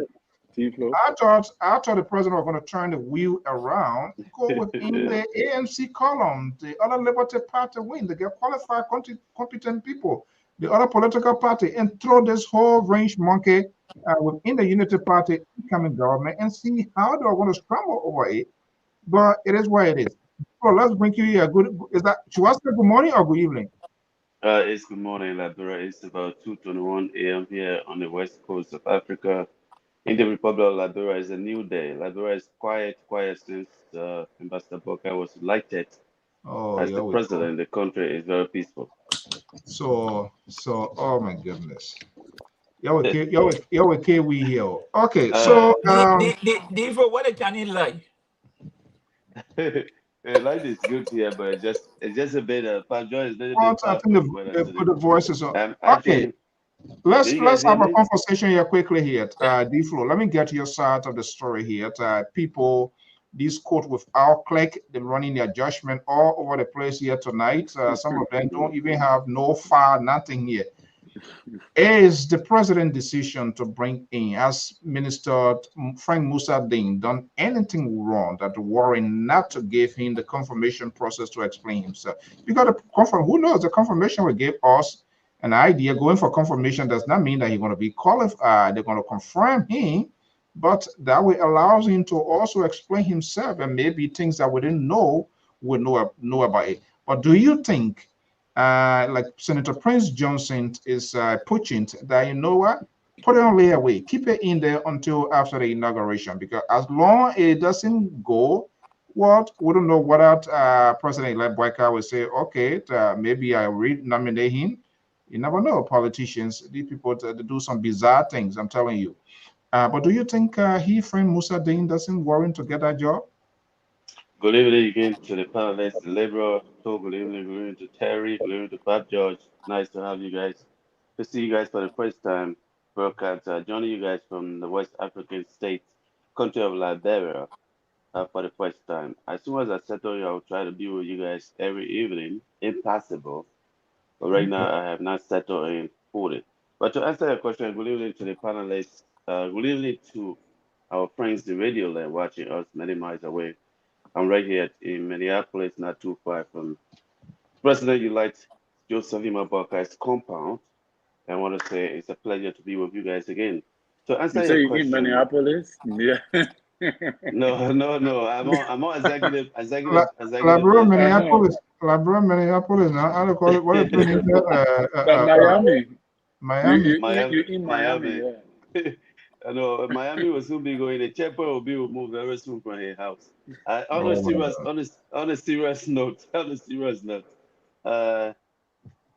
since Ambassador Boka was declared a winner of the presidency, the country is very peaceful, quiet, as it used to be back in the days. And I'm very impressed. I have traveled. You know, usually when I come here, I don't sit in Muswell. I'm not the Muswell kind of guy. I like to go outside. When you leave the city, even in Moravia, when you travel, you see the enthusiasm, you see this kind of a mindset of the people. It's just amazing to be in Liberia. But I will tell you something before I come to your question, my brother Afonso. There's a guy in the CDC that he and I used to go back. He used to be insulting my mom when I go after Mr. Weir. When you said Joseph Imabaka. Just yesterday, I met this guy. He started begging me for money. So, come on, D-Flow. Come on. So suppose the man need your help. You can't cost me any want my money. You not cost the money? No, but my money you this cost me. Election is over. Yeah. You see, you want to be more than the CDC. You're hanging up. You went your way, he went his way. The guy ask you, you drink your beer and get over it. What? You know the internet. Okay, all right. You see, yeah, because I think the man said God beating you not to. Because you say if the man want even you not you want complain. Okay, Liberal. Yeah. Okay, let me just move in. All of these things that we are talking, the argument of Senator Prince Johnson perhaps is in the minds of other lawmakers and other people here. They have the authority. They have the authority for this guy maybe to get him there for 24 hours, 7 to 2 hours to appear. But our lawmakers, our advocates, they are reactionaries. When it happens today to talk about it, that's it. The only progressive politicians that I see and are very consistent in making sure that they get answers to their demand, if you go to places like Ivory Coast, Ghana, our people to go there today, the real thing can start, then they run away because they want to be a psychedelic politician. They don't want to go to jail. If you are a politician, get prepared to get your hands behind your butt and go somewhere. That's the advocates. It's not a small thing. They don't want to go. They are protective of their job. They don't challenge. They don't take on issue. They are unwilling to take the risk because if they take the risk, their job will be at stake. So if all of these things that we are talking, even if it is true, and there are some things that, of course, which of course worrying to talk about, why these people never call Frank Musa Dane to demand answers? And if possible, to say, you know what, Mr. President, this guy, he needs to go. But we just tell you, when you go load the call for TV, Spoon TV, Copa TV, and have these fabulous, endless press conferences, no result, just to get the attractions of the people, and the ordinary Liberian people drown themselves into this sort of exhibition by these politicians. And later on, we just go down the hill. Why they never call this guy when they had the authority to do so? And even if the president would not act upon their recommendation, to call him out and put him on record, Mr. President, at this time we feel the Minister of Justice, the police commissioners, because those two entities to collaborate. If the Minister of Justice go in, the police commissioner too got to go, because the police commissioner takes direct direction from the Minister of Justice. If the Minister proper is not working, the possibility of the commissioner, he himself, is not doing it. I call the president, Mr. President, these two people, they need to go. And you just put it there, and the president don't take decision, you have done your part. Everybody zip up. Here we are. The president, he does have the right to make, why he's saying untimely, there's nothing untimely. And I would say it, and that's where you say I'm on the other side of the wall. In as much as it is a lame dog section now, the president, there's a one president at a time. If there was a firecracker in the Republic of Liberia, the person who going to authorize the armed forces of the Republic of Liberia, it is the sitting president. You can't say, oh, no, the president, you get 1 week to go, so you can't give order to AFL, you can't give order to the security, you can't declare state of emergency. No, it doesn't work like that. We have our own self-interpretation as to how the law should be interpreted and works for us. Why these people didn't call Frank Musa Dane? Thank you, Mr. So. Just before I answer your question, point of observation. I think on this platform tonight, I am in a perfect position to talk about Liberia, a country in West Africa, strictly based on my attire. Simple. I'm just giving it to you as it is. I mean, you can't be dressing like somebody from Texas and try to talk about like. I'm just putting the observation. Let me go. Why you gotta do with what we're talking about? So I said put the observation. I'm entitled to that. If somebody living in Atlanta dressed like somebody in Atlanta, and then they say they want to talk about like, I put the observation. That's all it is. Let me go now. Mr. George and my own buddy Terry, their assertion here tonight is laughable. It's laughable, to say the least. Look, Mr. So, we cannot play these kinds of games. They're saying legislation, these senators, they were the same senators that confirmed Musa Dane. And what Mr. George, all of his narrative that he has given us here tonight, these are not in isolation. These are public knowledge. Not only a knowledgeable person can see it or read it, but the senators themselves, they are quite aware of it. And the Senate has the power to invite any minister who perhaps they have issue with, and ask questions. These brown bag senators or brown bag senators who will not do much of their work, these are the people now that you want to have trust in, because now you disagree with Honorable Musa Dean, and therefore you're going to throw it in the lap of the same senators that are unable to perform their duty. Within the last 6 years, they sat there, the president of the Republic of Liberia, of course, none of their business, but they knew very well that some of the ministers were not performing. And they've refused to call many of these ministers to book and say, look, we're not telling the president how and who to hire. But you, minister, what have you done in X, Y, and Z? They have not done anything. And now these are the same people you're sending our brothers and sisters to stand in public and try to demand that these senators, those same brown bag senators that have done nothing within the last 6 years, now you want them to stand up. And stand up to who? President Weah? That ain't happening. You got no vote. Your excuse Minister Dean. Let him get his associate position and let's move on. If you have something, bring it on. Don't come and try to make most of the people. He's trying to seek public, relevant. Let's put it in. So tonight, I'm not here for Kumba here. If you people have nothing on Councilor Dean, excuse the way that Councilor Dean walked through and becomes an associate justice. Famous George. You know, Can you just make it quick? Let me say something. I have to go, please. yeah. Okay, go ahead. Okay, yeah, go ahead quickly, Flo. Yes, sorry for that. You don't have I'm still using the iPhone. Usually when you use the iPhone, it will get hot. I'm not using all the studio equipment. If I did not bring anything other than my iPhone and other clothes, little things that I took with me just to come for some work down here and then get back to Minneapolis again. On the issue of Musa Day, the president has the constitutional right to appoint and dismiss. But the timing for me, and looking at the conversation, the argument between retirement and hold on one second. Are you saying the timing for you or for the country? Which one?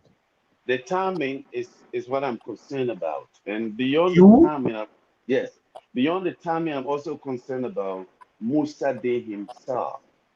Under the watchful eyes of Musa Day as the minister of justice. A lot of things happen in this town, in Montserrat, in Morovia, that Musa Day is fully in the know of. Musa Day should not be confirmed. Musa Day, if he's confirmed, what you get there is things that Musa knows about, the auditor, the depth of the auditors will never get to be exposed, or he will never get to be questioned about. But hold on one second. How will you get to know about it? If whether he's involved, he's in the know or not, how do you think you're gonna know? How you know is when Musa Day is out of power and there's an established investigation, Musa Day can be called in. Here he will be a civilian. He will not be on a bench. He will not be on a bench. When a man is on a bench, cannot be questioned. No, but there is a process involved. This is unfair, and this is what we do here. We don't really have to like. We don't have to agree. We're not here to entertain the people because what they want to hear, or you people who are so politically driven. If I come on here today, a theory, and anybody accuses D4 is a murder. You're sentencing him for life imprisonment. Is that a fair trial? Well, I'm just All this person, two person was killed. D4 was around that proximity. So D4, every time somebody dies, D4 is there. This is not proximity to the crime. This is not the crime scene we're discussing. We are discussing some of the issues. How did Mr. Weah get to know that those people are having sex on Broad Street? Where did he hear it from? For the news or Musa Day? There are a lot of things that happen here. And to be honest with you, when you're in Liberia, you see a picture of the Weah administration. You see a clear picture of these people. These country boys came in. D-Flow. Yeah. That's not a conversation here. Don't derail this train here because Y'all will come tomorrow, y'all will be the same thing. I'm asking, how will we get to know whether Musa Ding or even the sitting president is in the know when they will not? Because I feel calling him for confirmation is not is not what should I say, a condition that when you call him for confirmation, people go for confirmation and go there 2, 3, 4 times, and then Yeah, but they met. can take the fifth. Mr. So if the man take the fifth, what can you do? Okay, but when you Yeah. take the fifth, the committee has the right to come and give their decision to confirm or not to confirm you. But But for us to they sit there rushing? and say, How many? But for us to Mr. sit Weah there you and has just draw the blame the Senate. conclusion, You just said that Mr. the Weah Senate has Mr. Weah no has how backing many to days? call people. So Mr. how Weah can has you how many call them, days to the confine these people? presidency? also Mr. we're Weah has paying how the many days? people that take 15 cents, so we're paying them for nothing. They can't call people. Is that what you want to tell me? Well, they Mr. So can if you call want me to people, but respond, let the floor go ahead first. I will respond to you. Yeah, but Deflo, I don't want to go to Joy Weir and that time part of the game is all over. I want us to well, stick to the topic here this evening. I told you that Mr. Weah has the authority, the power to appoint in this place, which we know is constitutional. But in the town here, many people are uncomfortable with a mindset or appointment of Mr. or Musa Dean as to be on the bench.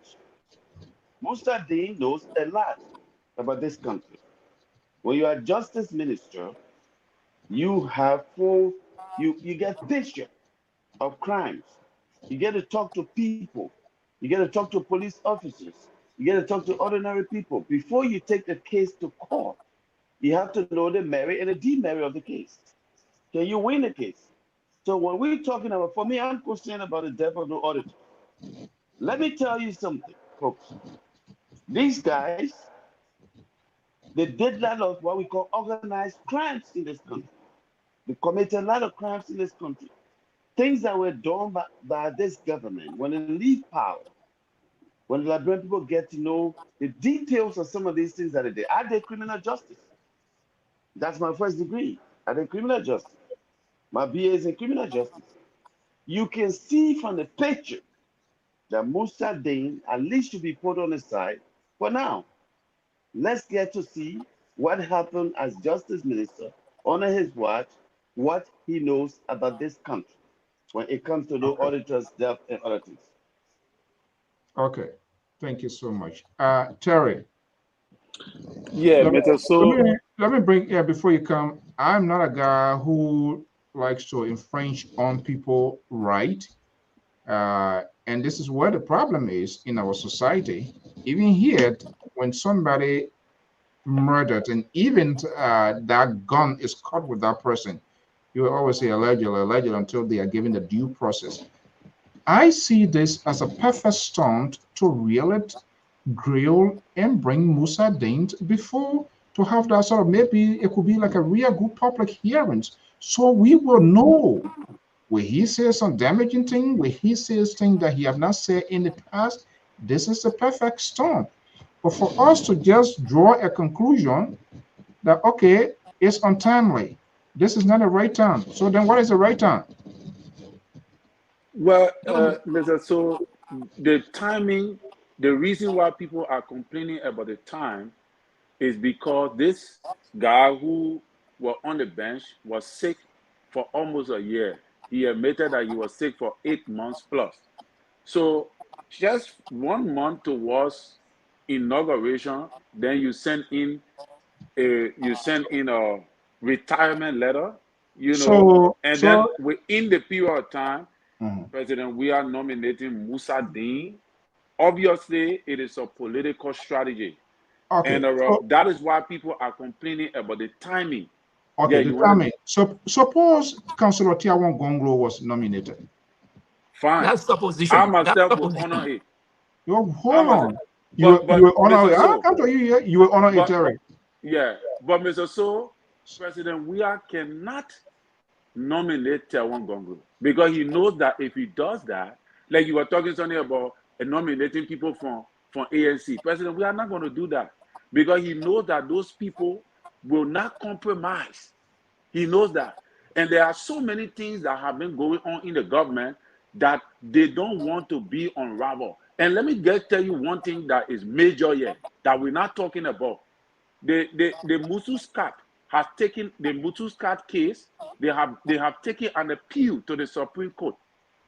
All right. So if this dude sits on the bench, there's a possibility that even if Mususcat supposed to be set free, she could go back into prison and be. In fact, the ruling of the Supreme Court will nail it perpetually. There will be no way for them to remove it. So we are only focusing on the auditor, but we are not seeing the bigger picture that there is a cunning strategy going on to make sure that that verdict that came down on Glover Mususcat for murder, that case that is not that is very that I myself, when I heard that the woman that these people were the verdict came down, the juror rule, I myself cold bomb came upon me, because the evidences that we saw over there, we were not a lawyer, that's substantial enough to justify murder. So if this guy goes on the bench, I'm very afraid and troubled. That is why, I'm surprised at the labor tonight. You understand, eh? If we sat down on the platform here for over 1-2 hours discussing the level of corruption in our society, discussing about how, John Molu coming, all of that, if we can discuss all of that. But you, as a senior educator on this network, know very well that this particular nomination is detrimental to the justice system of Liberia. We support it. I have a problem. I have a problem with that. Because, Mr. Soul, this nomination, why you think the whole country have a problem with it? Because everybody knows the country been having a problem. Guys, we got to put it the right way. So you're not bringing. So when your way is the right way. I'm not that. I'm just only making my own convincing argument. In as much you have those legitimate concerns, let him go to the confirmation. But Mr. So you're missing the point. Nobody is saying that Muzadin should not go to the confirmation hearing. We said that he should not be confirmed. But no, you're talking two different. You're talking two different. No. So can I get it's not the right time. No. I'll give it to you. You get it mixed up. Don't mix it up. We said that Muzadin should not be confirmed. We said that I'm saying that he should not be confirmed because he got a whole lot of steam around him. Okay, that's what we're saying. Let the process. So they don't say that different thing. I would be convinced. We are saying he should not be confirmed. And the only people that have the authority are the senators. And that's what why may you think, if you're saying that, why may you think the senator don't even have that good judgment too as well? So what is your apprehension? But you are the same person said that these guys they never had his final call. Yeah, because the way you were talking, he's not the right person. No, you're being prejudged. You're being judgmental. No, Mr. Sowell, you're missing the point here. The Senate, let me go to the labor first. I'll come to you. He said that the Senate has a way of working. Our chair is the president pro tem. If you write any minister or to cite anybody, the president pro tem has to approve of that letter for the minister or that to come. Citation to come. Many times so many people when they say they want to when they cite now or what happened, when they say they want to cite the person, Sir Joseph, your patron corrupt Sir Joseph, chairman executive, you say the executive sees the matter. And when the executive sees the matter, you cannot do anything again. Because Sir Joseph has to approve of that meeting or whatever before it can come back to the floor. So that's how corrupt the Senate has been working. Our chair is there. When our chair doesn't agree, nothing will come to the floor. You can't cite the Minister of Justice when our chair doesn't agree. He has to tell the clerk, write that letter. So that has happened. It was the same thing they were doing the Yeke Kolba. When Bofachin was there, every communication Yeke Kolba wrote, Bofachin was talking and sat down and never came to the floor. Even he yelled the Capitol building, never came to the floor. So that's how the Senate work. It's not that because you send it today, you can just go and decide this minister, he come out of director. No. It has a procedure, and those were the procedure. So what CDC did, they put the people in this strategic position. How much the person put them? Your patron, Sir Joseph, is the chairman of the executive. In the house, you have Amos Joyce. Yes. that Tabata you're talking, I don't have time for it. No. The yeah. You Even tell me. Joseph Boyka, no, tell me, no, let me just tell you now, because a lot of your politics, your team politics, Joseph Boyka, when he becomes president, he has to make sure somebody that will push his agenda to be the pro tem, But that's to what be the I'm telling you. executive. So what CDC doing, the great United States here, why you think they have crazy people? But then what you asking me for? My point I'm raising to you, don't say that the citizen never had it, because the way they the only person that has screamed, and we know that been screaming, they were not getting his things on the floor. I've never called one senator who said, well, this is what we have done when it comes to Musa Day, because Musa Day is the center of glory. Who's that? They sent for Samuel Tuwe. They sent for Samuel I'm talking about Musa Day. I'm talking about Samuel Tuwe said he cannot. He sent a deputy to say no. We want the minister to come. They see arbitrated. They say the minister is on official business. He can't come. What can the senator do? I am talking. Mr. So, can I put this in real quick? So yeah, before you come here, you brought in Gloria Musu Scott. I don't know where you're on the investigation that you are gathered. I think this is the perfect. We want to fix it like bro. We can't fix it how well. You have a renowned person who presided over a reputable organization, the Truth and Reconciliation, Jerome Verder. He sat on a major platform here and he was giving narrative or play-by-play description. I think this is the best time he made it crystal clear that he have evidence. So I think this is the time now she's been convicted. This is the time he's supposed to produce that. Have you ever heard from him since this whole thing, Musa started? Well, like he said, did you follow that case, Mr. So? Did you follow that case? The man is waiting for this government to leave, and he may go to Liberia. But Mr. So, what I wanted to say is that this thing, because we didn't have the opportunity to discuss Gloria Musu Scott case on the show. I thought we would have done that, but maybe for another time. But to be honest with you, you talk about how the old senator put the Musa Din on layaway. They not what they're doing there is that they're soliciting, they're waiting to see whether if the president-elect or the president is going to bring in envelopes. That's what they're trying to do there. So I think what they're doing is suspending. They're just putting it down to see the level of envelopes that are going to come in. That's what they're doing. They're hustling right now. So they're acting that they say they don't have time for it. That's what they can do. That is Liberia for you. So they will act like they don't have time for it and see what first of all they want to gather public opinion. What the public saying about it. Now, when the public opinion come in, the way in which if it's sufficient enough to crack them down, then maybe they may decide to choose which way to go. But as it stands, those guys are soliciting funds right now to see how much is going to come in from the government for them because they're not going to approve Musa Din Jadada. Something have to fall down in that house before they approve it. Wow. If they were confirming, it's not going to be free.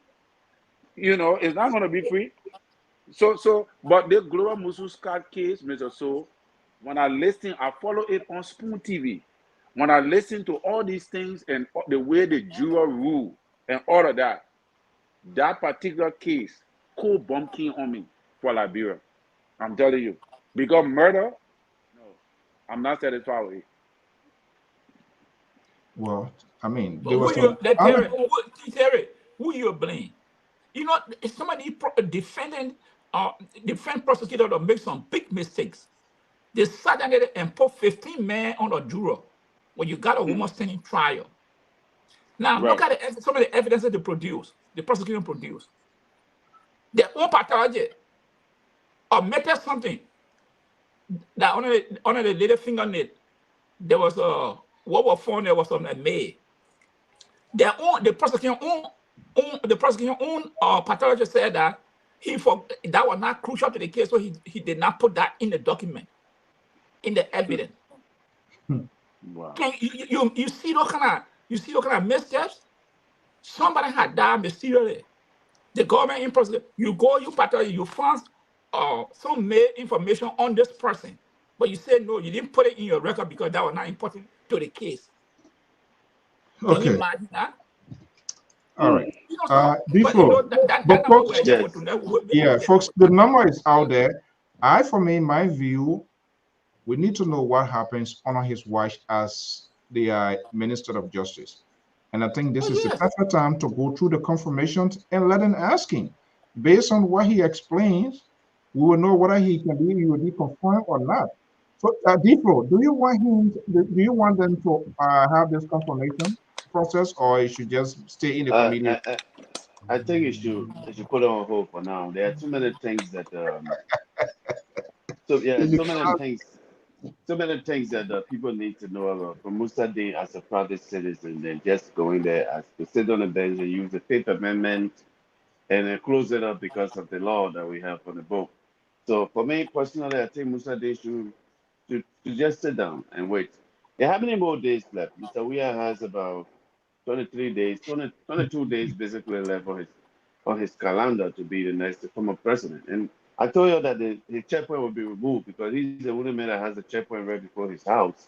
So that checkpoint should be removed on day one. That's what I think.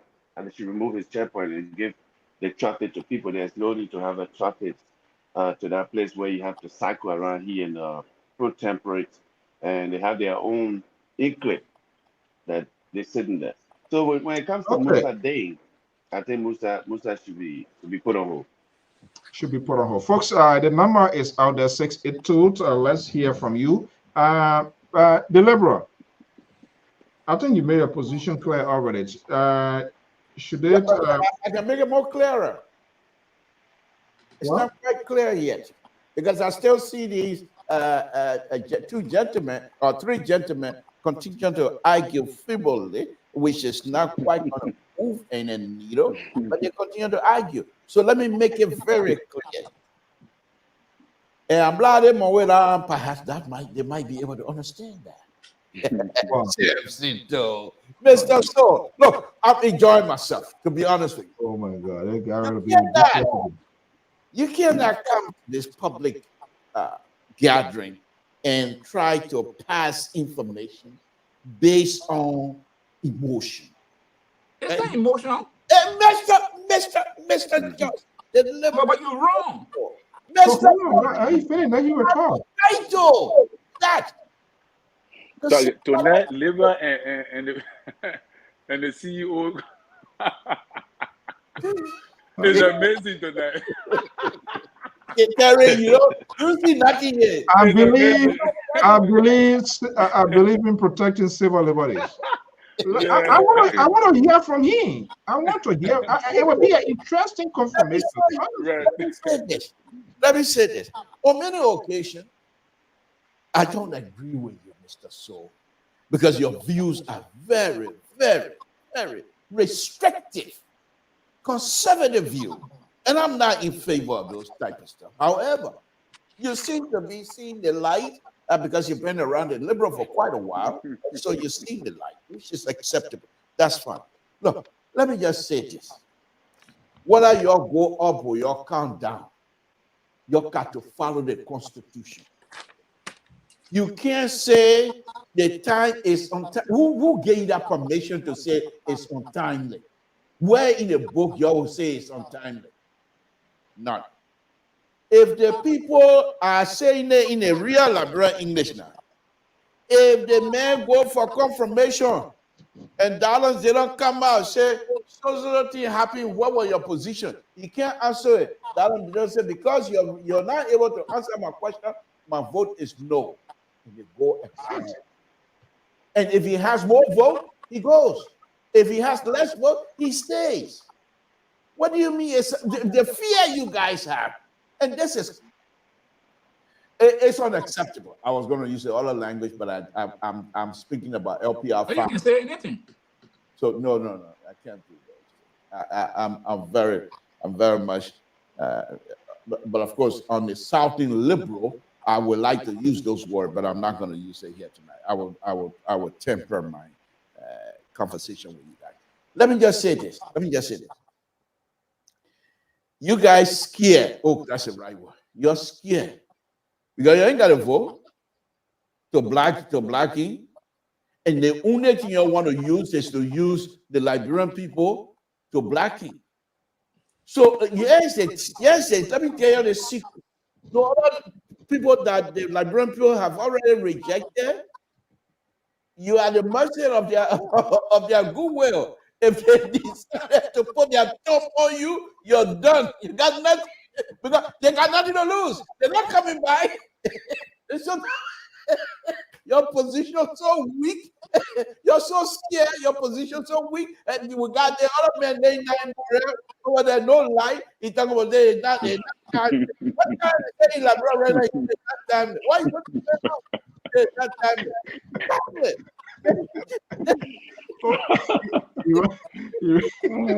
Oh my goodness. So your position is laughable, to be honest with you. As long President Weah and Mossadegh has the constitution on their back, there's nothing you can do, to be honest with you. The best thing you can do is, okay, let's see the honest folks at the legislation that will look at this thing here. The way I see it, from my perspective, and you don't have to agree with me, President Weah nominating Councillor Dean at this hour, I think it's not good for the unity of our country. Because excuse me? Are you favoring? What do you mean by unity? Unity for unity on what? Okay. Are you favoring Labour? Oh, the Liberal can favor on because I do understand you to be honest. He said, you know, we're coming for a partner. I don't know who supposed to be people unity. Let him go out. Let him talk. No, he said unity. Check by yourself first. Then when I read it, your week again, because I'm very good at that. I'm a liberal. Let me say this on a very serious note. President Weah conceded because he felt within himself that the unity and the peace of the country is important, bigger than him. Number one. When I say reconciling and unifying the people, the election, this going election, it clearly indicate in anybody's book that Liberians are divided. They are not quite united on many issues. Now, by nominating Councillor Dean, he has the constitutional right, he has everything going for him. But for me, it does not pass the smell test. It does not pass the decency test. That's about the only argument that I have. Now, if President Weah wants to carry on the process of unifying people and making sure that our brothers and sisters come together, this is not the nomination that you would do. Especially this person's been sick for this long. You only have less than 1 month. Let the new president come in and make that nomination. Let that new president also show to the Liberians that he too can select somebody who has Liberian interests at heart. But by you bringing this person, look how much we're spending time on it. It's a divisive idea. That's about the only argument we have, that his nomination process is divisive among us. It's not sitting well with many people. But you can't wrap yourself around the flag on this. You got nothing.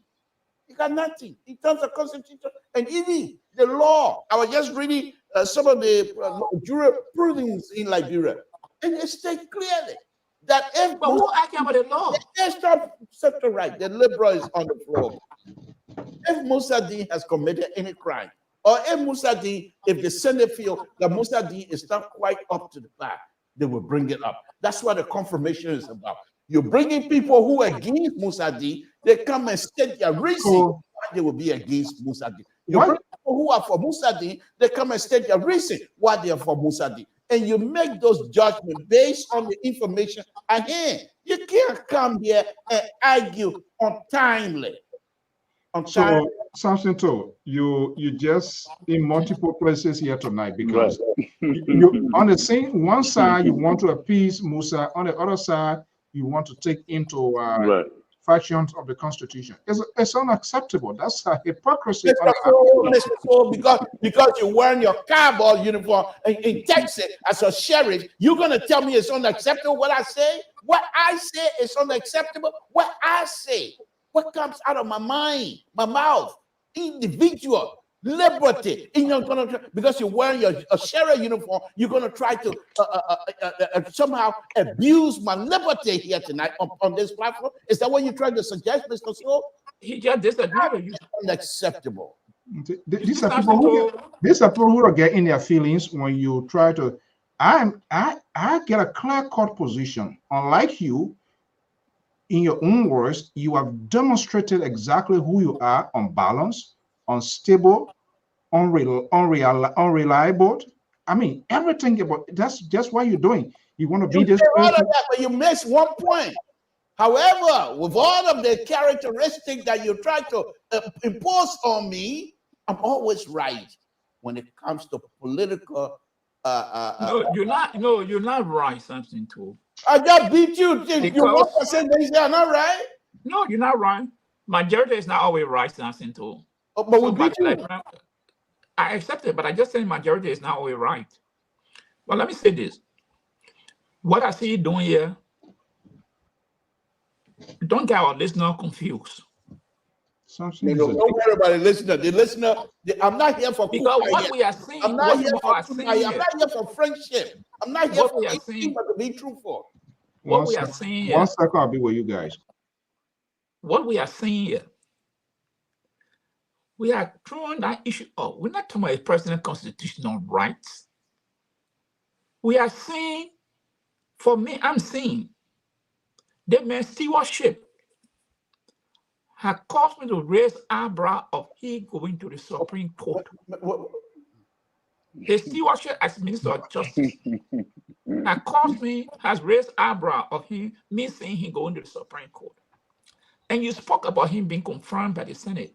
Musa Din at the time, though, he had no work for government. He was in a private practice when the president nominated him to be Minister of Justice. So he had no access baggage to question. But after serving for almost 5.5 years, there he carried out some political baggage that he has to answer for. So don't use the time that Musa Din was nominated. Don't interrupt. You arguing that he shouldn't be given the opportunity. Hold on. I did not say, I said Musa Din should not be confirmed. What is the pathway of being confirmed, not to be confirmed? He goes to the judicial committee, and that process is not open. They will ask him the question, the committee will ask him what they want to ask, and they will vote upon that. And when they vote upon that, then when it passes, they bring it out to the full body. The full body now we call to have a hearing, confirmation hearing. That is the process. But we are saying these senators should not vote for this man confirmation hearing. And what we are doing, it is our constitutional right, something to right. And now I wanted to remind you. Okay.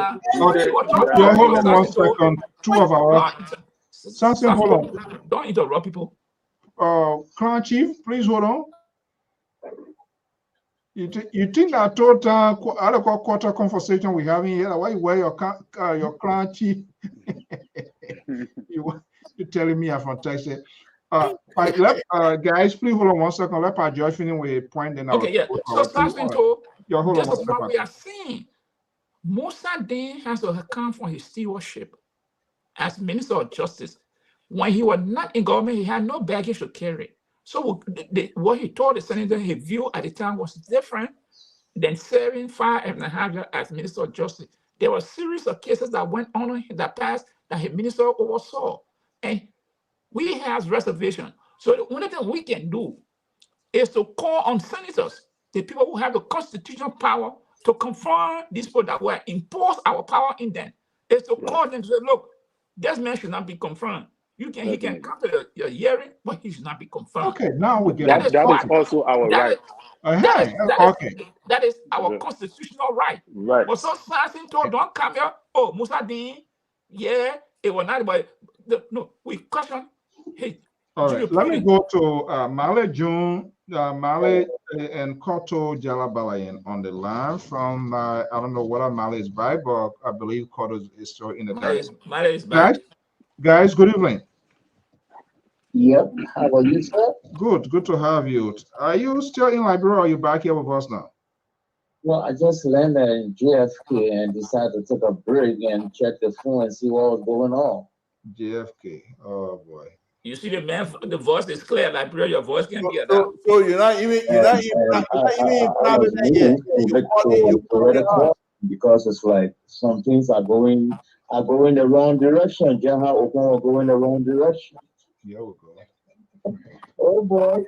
Go ahead. Let's hear you. Yeah, I think as a panelist, we got to be mindful not to be injecting feelings into politics.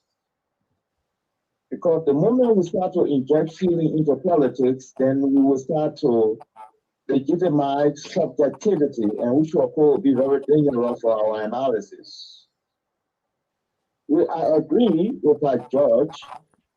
This man, I don't have the evidence that he has performed testimony.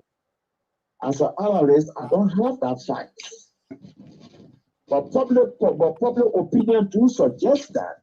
But public opinion are not guarantee something that we can hang on. We can only talk about them in passing. However, despite his testimony failure according to public opinion, it is the president's prerogative at this time, up to the 22nd, to make any appointment. The timing might be wrong, but it is politically motivated. And the Constitution surely back this guy, the president. The timing may be wrong, but objectively, he's supposed to do it. Whether the man is qualified, it's a senator that will have to decide on that. However, Joseph Boakai has come into the picture with clean hands. If Joseph Boakai feels that this thing cannot go forward, Joseph Boakai cannot use the brown envelope because he's a man of a clean hands. And only the brown envelope can stop this thing from moving forward. But as long as the brown envelope doesn't come forward, trust me, we are being able to put the Senate in a strategic position in an interest. And that will also be defended at the Supreme Court when the guy passes the Senate test. So to be objective, it is his right to do it. The timing, it could be wrong based on what lens we see it. Whether the man is qualified, I don't have the facts. So to stop it, brown envelope will have to do that work effectively. But Joseph Boakai is not in the business, the brown envelope business. So Musadin is going to be confirmed. Thank you. Thank you. Let's go to Koto. Are you there? Yeah, I'm there. Good evening. So welcome. Let's hear you. Yeah, good evening from my end, and to hi to everyone wherever you are at this moment. I want to say thanks for the discussion. I agree with Pat George and Marty. For this time, if I can agree with Pat George. He's smiling right there. Yeah. Okay, Koto, you agree with Pajo tonight? Hopefully, here. Oh, anyway, yeah, Koto, yeah. And the person in question that we are talking about is he will be part of one of the the branches of government, which is the judiciary. And to give a balance to the leadership in the three branches of government, selecting an associate judge should be in consideration of the judges making that decision. What should have been done is, I've been questioning or asking the associate. I think they have a legal aspect that's supposed to, give some legal go ahead from the president in the appointment. But from what we have seen, we have not seen any of such. He came out We have not seen the bar. I think the bar association should have Yeah, the Liberian Bar Association. given a go ahead of his election. But in this case, we just saw his appointment. There is no sign from the bar association of approving, he is a confirmed man. So this, for me, is going to bring some unbalanced situation in the judiciary, because that is another branch of government from the executive government. The executive coming out to make that appointment. This is where sometimes we have the executive having control over the judiciary, because they make appointment, when the appointment is made without the consultation of the judiciary, then it is the decision when all the offers from the president. And this is what we want to avoid. It should have been done in consultation with the bar in recommending, but this was not done in this process. So for me, it is not that the president does not have right. The president has right. And because this person is questionable, is having a tinted character, which Joy said, and I agree with him. For the character on which the people of Liberia have concern about, we should also be concerned about the different things. Because from every one of us we have been seeing, from all these legal processes that have been going on, we have seen that there have been some bias judiciary process, or some undefined or some rules process, all this judiciary process. So for me, that is my concern. Yeah, his character and the concern about the Liberian people, about him. That is my concern. So I leave for now and listen. Okay. Honestly, I'm not sure whether it's a legal binding that the president of the Republic of Liberia have to get a consent of the bar association. Is at the will of pleasure of the president when he wants nomination or suggestions. It's not a law to say, oh, the bar association must recommend this person. I haven't seen any president that appointed any of the associate justices to say, oh, the bar association should send a name before the president can vote. Yeah, that's what I'm saying. When Helen wants to do it, that's whoever hostile she wants to do it, which is okay, but it's not a bounding, it's not like a statutory law that it has to take place. Okay, for the message in New York for true. Okay, so we are way over the time. So now, but Koto, quickly, do you agree that he should even go for the confirmation, but you are calling on the lawmakers not to confirm it? Is that your point, or he should not go for? They shouldn't even call him for confirmation. So my problem is, if I were Georgia at this point, I can withdraw his appointment and follow the better procedure. I mean, for me, that's how I feel. But with the character he has, many people would not be satisfied with his appointment. And I want to doubt it.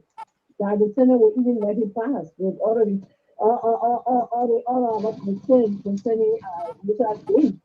Okay. Reason is, we have elected these senators, and we are going to tell these senators that we are not satisfied with Mr. Green's appointment.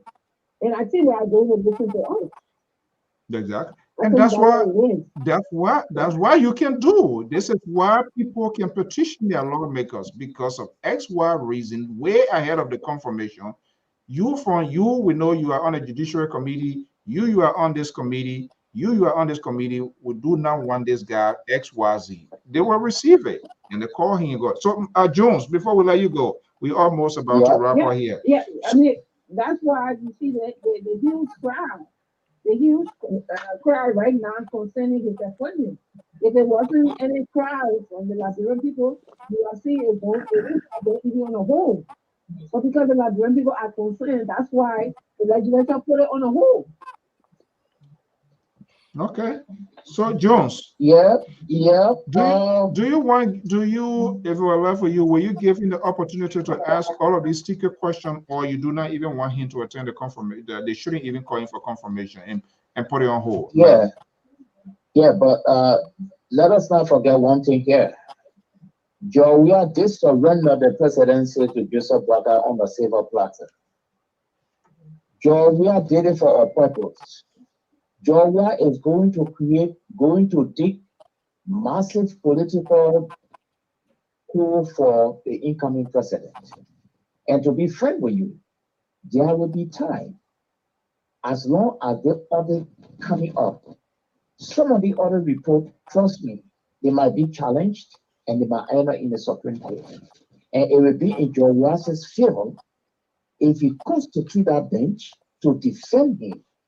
George Ross did surrender the presidency. He's not willing to surrender so many other things because he Mr. Do-Good and he wants to go to the political heaven. So George Ross will push the thing to the end. And the issue of the demonstration, the Liberian people have spoken, but the Liberian people have not spoken properly. In Liberia, the divisiveness is not only among Liberians, even in the Senate. Georgia is holding a considerable number of senators in that place. If the Unity Party were only concerned mostly about the presidency, all right? So that issue, that Supreme Court Associate Justice is very strategic. And it's strategic to the point where Georgia did that thing intentionally to consolidate his back. And he will fight it until that man is confirmed. Take it or leave it. All right, guys, we are about to go. Time has already caught up with us. Let's do our 1 minute closing statement here before we go. Koto, what's your final word? She's still there? My final word is that the Liberian people should stand up and they should talk to their legislators to make sure that Musa Dean is not confirmed. And I'm so much believing in the Liberian people this time around. I know when they want something, they stand for it. And I believe they will stand for this. Because if they don't do that, it's going to be against them. Whatever effort they have made in electing the president-elect black guy, if they don't fight to stop those very people occurring under his government, I mean, these things will reoccur. And to stop to it, they should stop now. That's what it is to protect their vote. They should also take a stand and make sure that Musa Dean is not confirmed, if at all the legislature decide to, confirm him. So I think that's what I have. Liberian people, you know, you can listen to what is good for you. And this time around, I trust you and I believe in you guys. They're going to like this fast again. Thank you. Have a good night. Thank you so much. Tiara, let's go to Minneapolis, Minnesota. What's your final word? Yeah, thank you for the show, Mr. So. This is the reason why corruption cannot leave Liberia. There's a reason why government come and government go, and we stay complaining about how our country is corrupt. It's because of this systemic strategy of political leaders who put pundits into places that they're not supposed to be to keep massaging the level of corruption deviously to the detriment of our citizens. Then we wonder why corruption, then we come back on the network, corrupt the people, corrupt the poor, corrupt. Because we ourselves too are supporting the corruption indirectly. We see the evil, we support it indirectly. Then tomorrow now, when these people are hindering the government from being able to prosecute, then we come out again and say, oh, but why the other things supposed to happen and not why the people didn't do this? That is why. Because you see, let me tell you, another way that will maintain corruption again is that for Ambassador Boka, if this nomination go through and Musa Dean is confirmed, if Ambassador Boka wants certain things to be done that will be in the interest of the country, he now have to bribe, he have to send money there to the bench.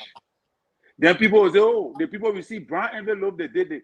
That is how corruption has been massaged over the years. I believe that we who outside, we play a major role to keep these corrupt pundits in power to permeate, to keep our country suffering. And then we'll come back again and say, oh, the country corrupt. But anyway, that is what it is. Thank you for the show. God bless. You disappointed the Liberal tonight, eh? No, that Liberal have his view. I'm just saying my own lay piece because, Mr. So, that is what we have to do. and tomorrow again, we don't want to come back here again and be talking the same thing over and over because these are the same people we bringing back. So tomorrow we come back again and say, oh, but why the man didn't do the thing? Why the man was supposed to do it? Why he didn't do it? When you were sitting out here talking that, oh yeah, the Senate can confirm the man get it right. The law said that. But you will come back tomorrow again and be telling, oh, the man not supposed to do the one. He not supposed to do that. Tomorrow again, even in the house that we're talking about, oh, if Ambassador Boka decide to send brown envelope around. So for that, I mean, so what he mean Musa Din cannot be confirmed. We will say, you see, that the same thing that the other people will do. Let me boil the water before we go. You know why I realized your man liberal? He has, despite of his support to Ambassador Boyka, another game he played now, he's trying to entangle Ambassador Boyka with all the. You see the man are fanatic of a man. He breaking Musa Din associate. Tomorrow he will come with Musa Belete, Deputy Speaker. Come on, George. Let's hear you. Yeah, let me say this. President, we ain't gonna buy into this thing. His own executive order he issued last time. He said that there's gonna be no more employment. He went against that.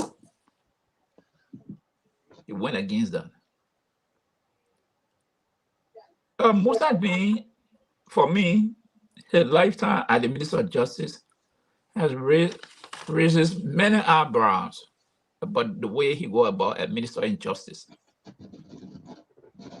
We saw when the government arrested Ellen Johnson's son and put him in jail. They dropped the charges. Why they dropped the charges? Why Musa Din did not explain to us why the charges were dropped. When you put this man in a pickle without no shirt, accusing him, locking up, only to come out and say the charges were dropped. Why was it dropped? Because Ellen said, better take my son out. Is this the man you want to go to the Supreme Court? He went with the president to the CID headquarters. Do we know what was discussed there?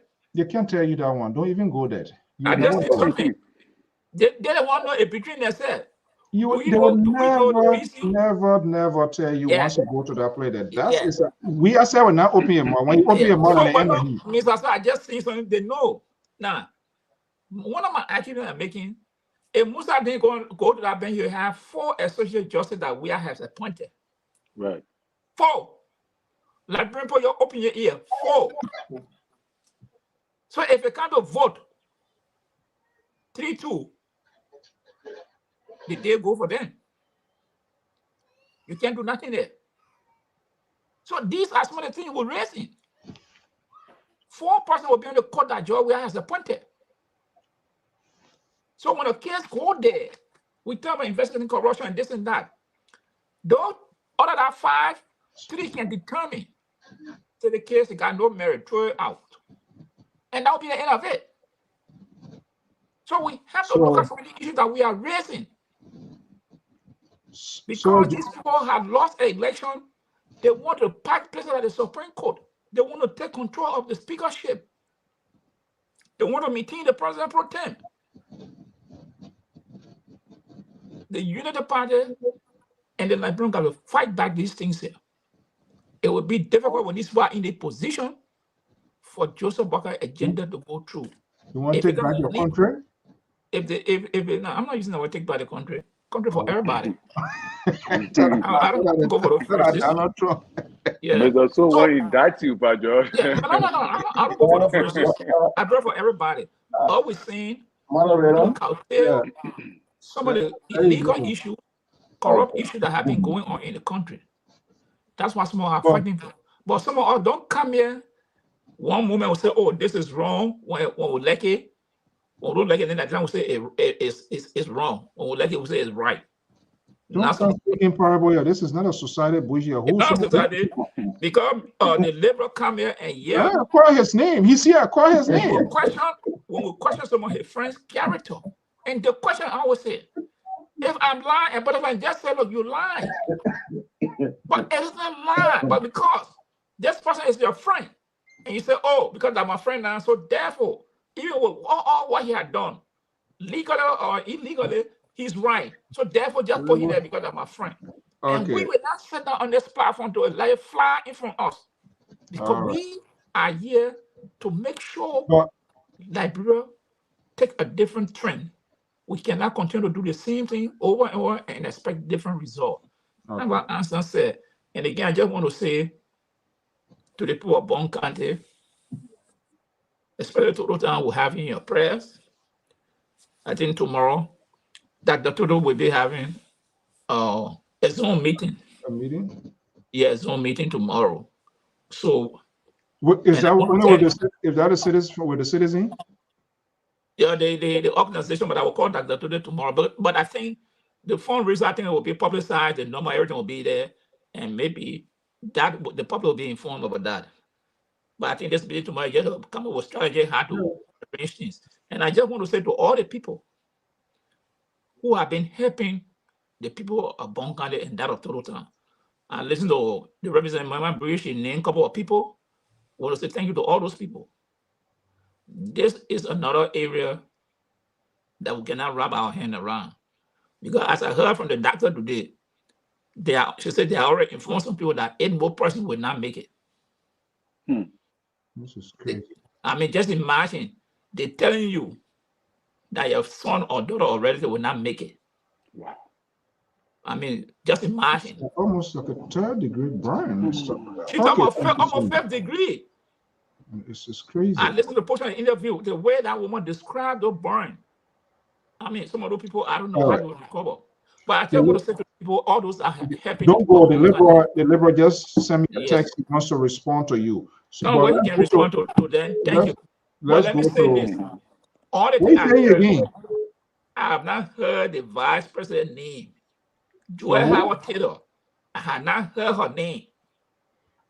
Joel Howard Taylor. So, you know, when you go to Totota, you can tell that one, okay? You must say you're kicking you out. So, Jones. Yes, sir. Before your final statement, I did hear Pat Joyce saying, because we have to get a clear and precise message out there too. That President Weah did appoint 4 justices, which is true. But the question is, was those decisions under his constitutional purview to appoint those people? Right? Yes. Much I have problem with. Yeah, so you know we can't just cut down these banana trees. They went through the procedure, and he has that obligation. Donald Trump, they're already here. Democrats, let me cite the point I'm making. When your cabinet then went for that confirmation hearing, they all said that Roe v. Wade will not be touched. That's a landmark decision. They all said it to the Senate. They greater than they said we will not touch it. So which one confirmed. So which one is saying like brother would be touched? No, listen now. What they told the Senate at the time, they said no. Roe v. Wade is a landmark ruling, will not touch it.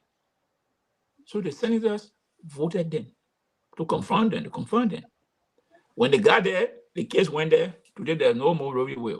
Now what I'm seeing, George White, they went through the process. It's illegal.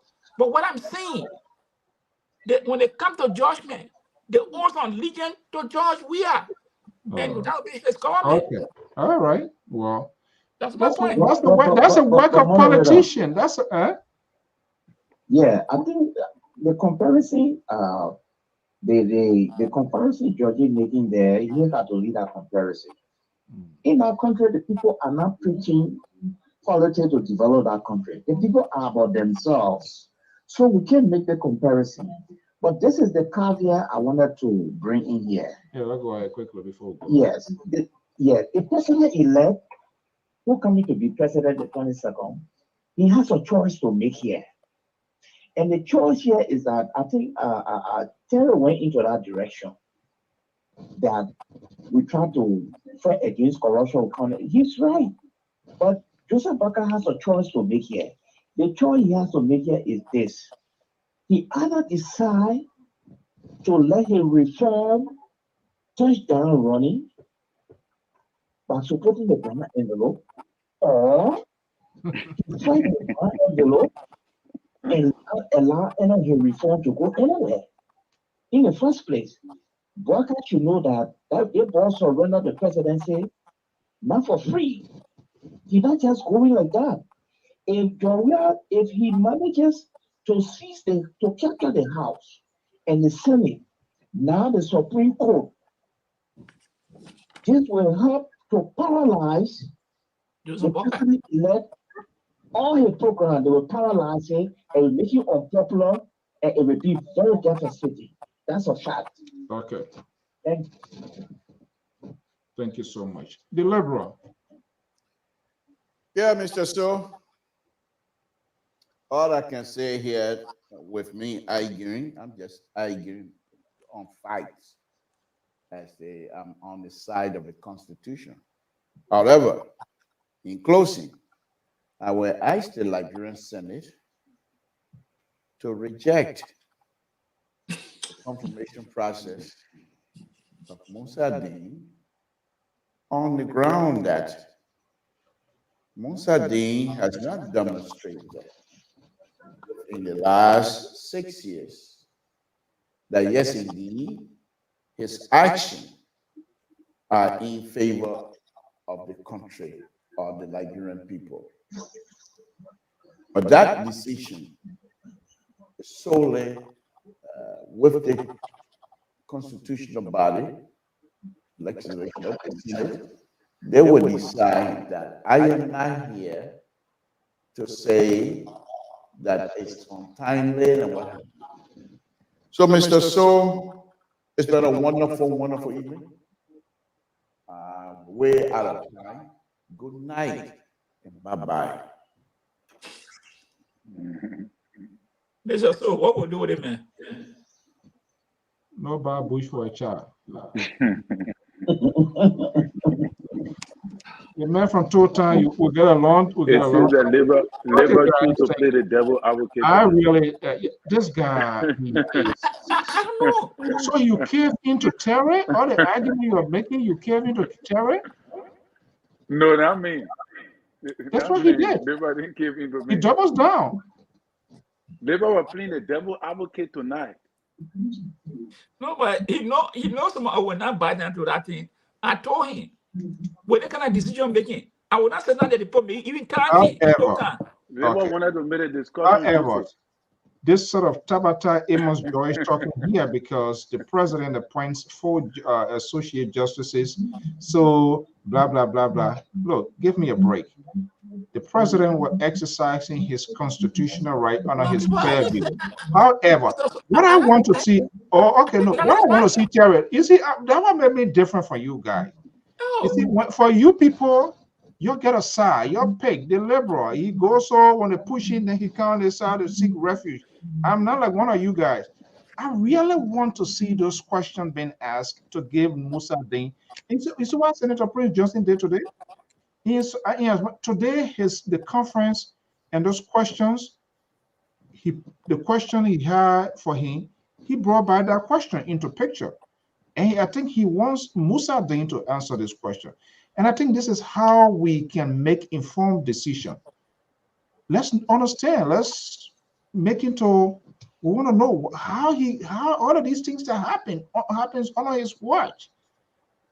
Yeah, but Mr. So we just see the different. That's what we're saying, Mr.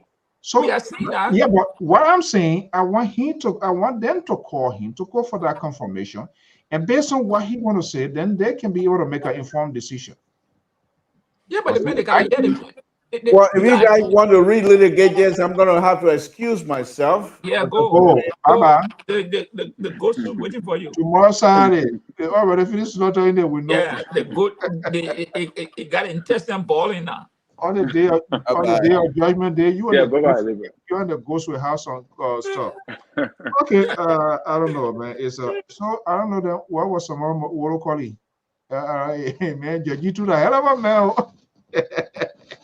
You're a hanging man. It's not gonna man. It's not gonna man.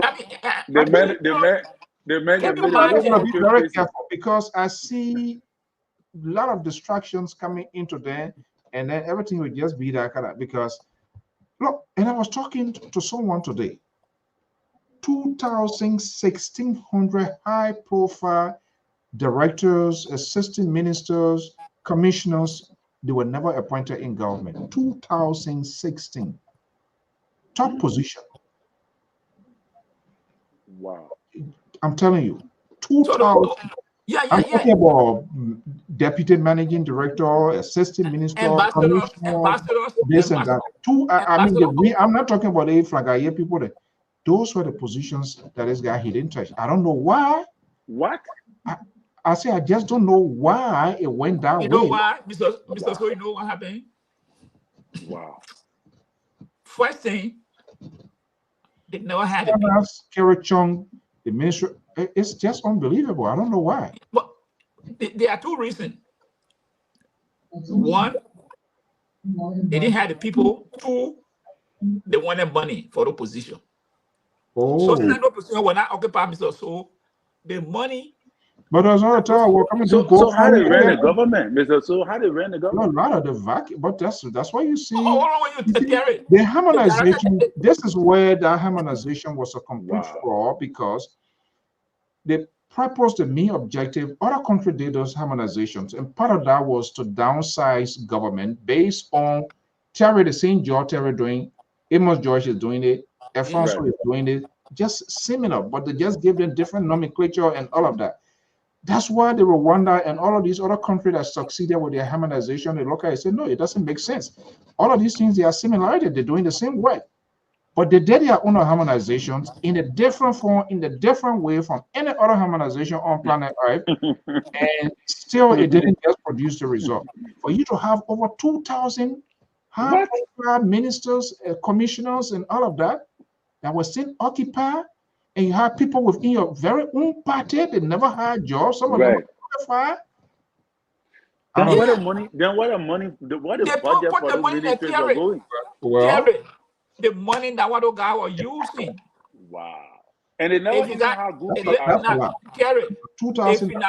you I'm not talking about funny other assistant to assistant, some is that again about 4 or 5 assistants. Then they didn't even have good media presenter. They ain't get no good PR. They get I think United Party will be they will get a power board. They will go and put people in those places. But then he didn't get do a party good, because some of those other people that left out, they're disenchanted ones. Some of them have the credentials to occupy those positions, and I agree, because one of the person who was a problem in the whole thing and she did all of this whole thing here was Nathaniel Magay, because in order to get a high profile position, your photo has to go through Nathaniel Magay. When you don't look at it, when you're not come to a good terms and stuff like that, you go on the same. Wow. For you to have those sort of positions? Yes. But moderator, you should also remember the harmonization, I think to some extent it was a little bit weak, but it was probably extended to civil senate. You see, those 2,500 people, trust me, if they are incorporated, then they were going to blow the payroll out. They were going to blow the payroll. I mean, they were going to rather do something to the payroll. So I think it was a strategic decision that they took. But now they're increasing the size of government now, and that's a danger. I think that's what the problem. They are putting low-grade people in, and when Joseph Waka comes, he may want to fill those positions, and that is going to blow the payroll out of proportion. So that's a trap. No, but but payroll, there's you're going to go back to the data too. So you can't hire somebody today. It will be reflected that it has to be incorporated into the system. How long, when this person, there will be a detailed records of those. But they can backdate it, Mr. So they can backdate it. Terry, you're stopped it here. They can back. Look, there are certain things you cannot backdate the site in the computer. So many systems you backdate those CA. They don't have time to do that. Terry, it's not as easy. It's not easy, Terry. Anyway, I will agree with you, because CDC is not as sophisticated to. No, not that, but besides that, there are so many processes that thing got to go through. You know, why just the Ministry of Finance? You don't just get. They don't just get and throw you on the payroll. No, those processes you're talking about is true. There are processes in HR. This government here respect no process. This government just roll. Please, That's why I'm trying to tell them. can you get your next flight and reach home, please? Yeah. Can you get your next flight and reach home, please, and leave New York? Terry, Get your next flight to reach home, leave New when York. you do this thing, Terry, it's not just the Minister of Finance. You got Social Security, you got a civil servant. Those things go through channels. I missed my flight, so I waited. It's not And one or two persons. that's a lot of human beings, yeah. Yeah, it's not one or two persons you're talking about. I agree with you, Pajo. It's That's not a one or two lot of persons. people. It's not one or two persons putting in. So, It's tough. but I continue to say, if people do anything when Joseph Barker come in, I want to say, this year you need no Bible. You need no Bible. You say 2 You months don't or need to 3 pray. months, anybody that was employed within the last 2 months, 0. No, well, no. You see, that's how the way you can tell your own thing. They will have to find out how those people get in the system. That one seems also. If they do it and if they do it and just do it, you never know. Technology has advanced. If they were Yes, done, so that one and you say can't investigate. just throw people out. No, That's what but Prince you Johnson was saying, and that is that because I talked to somebody the other day. We had a conversation, right? There's a lady from University of Liberia, defended campus, right? Who said they were doing breaking people and all of that. So that's something they got to take down to, because you don't want to start your government with the yobo and all of that kind of thing, because you never know. So I mean, it's a dedicated thing.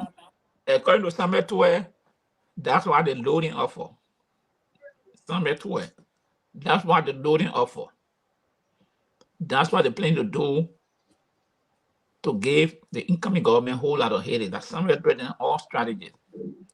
But you know, it's quite interesting, Mr. So, to these people who are saying, Samson told Lana, what you call here in Collins, one person talking some tapata there say John Molu is arrogant, he's this and that. That Keto, that your man. But then he did one person. today, Dr. Yenswa, is it Yenswa? No, the guy from the who are the National Health Center. He was saying something. I listened to the interview, Mr. So somehow he said that President Weah, when he took over, President Weah went and put spending cap at $5,000, that nobody should take money from the bank. And Samuel 12 was the one who was giving that instruction. So now, when John will turn around and say, yeah, when John will turn around and say that we should send a letter to the institution, then people say he won't be policeman. But look at what Samuel 12 did the same thing. Okay, guys. To the federal government. Thank you so much. So I mean, yeah, man. So you not get on a letter, my man? So don't worry. When I get a letter, I will show you. You know how many times he said, "Don't worry, then go get paid." I don't want Joe in.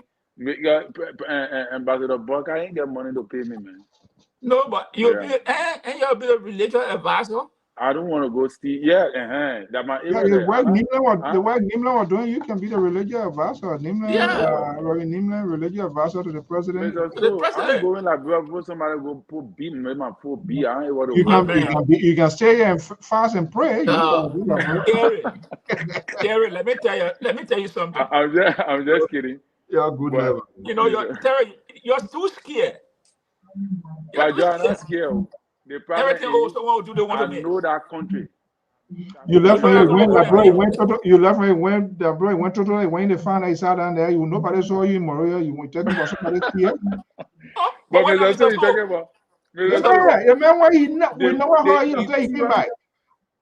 No, but Mr. So, if I was scared, he was carrying overnight.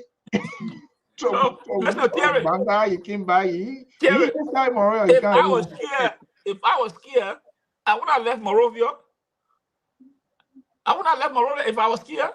So you went to your hometown? You know, the country had with the pound something had a white boy here. Yes, no shower in puppet. You was scared because I of went to you the, got I stopped in Total Time because I got some extended relative. I stopped in Total Time. In the evening, I went to the village. I slept there for nights. Well, look, I would tell people. How many chicken they kill? But you know the people tradition, so you know what to do before you go. So that one not anything. How But many, for me, how many chicken they kill for you?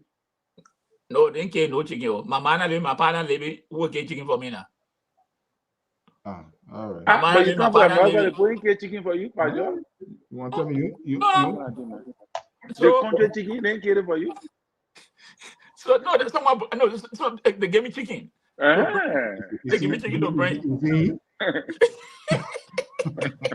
You're good Chicken now. to bring. Man, Yeah, you good. start confessing now. All And I right, said, bye-bye. you know, but I left Moreover. I left Total Time in the night. I got in Moreover, I think around 8 o'clock. Why you decide to leave your time in the night? Then I'm at home. Like brother, my country. Who you afraid of? Yeah, so why would you want to But travel if I'm that proud, I will not travel because in the night is the more dangerous time to travel. But by George, Yeah. as a runner ever who is respected by the population of the village, traveling at night raise serious suspicion. My man, No, I said, not suspicious because I told the people know. I told them when I want to leave. They said, okay. We're glad to have you back. All right, guys. When I was coming home, the guys, six men follow me and said, let's walk you. We didn't take, I said, I can't ride motorboard. Man, scared. Okay, Amos George, thank you so much for your time. John Malice, good to have you back. Welcome. And I said, I can't ride motorboard, Mali. I said, I can't ride motorboard. All right. Thank you. Okay. Bye-bye. Yeah. Okay, folks, that's how we're going to conclude the night. I want to thank you so much. If this is your first time, we say to you wholeheartedly welcome. You can follow like our page. You can send your comments, your tweet, your suggestion as to how we can enhance our conversation. Well, we don't say it normally in your way, the way you want it to be, but we tell you, but you have the right to disagree with us. And I think in the interest of fairness, let him call him. It would be an interesting scenario to hear him, to ask those questions, so we can't just be judgmental and assume. I don't like to live in the world of assumption.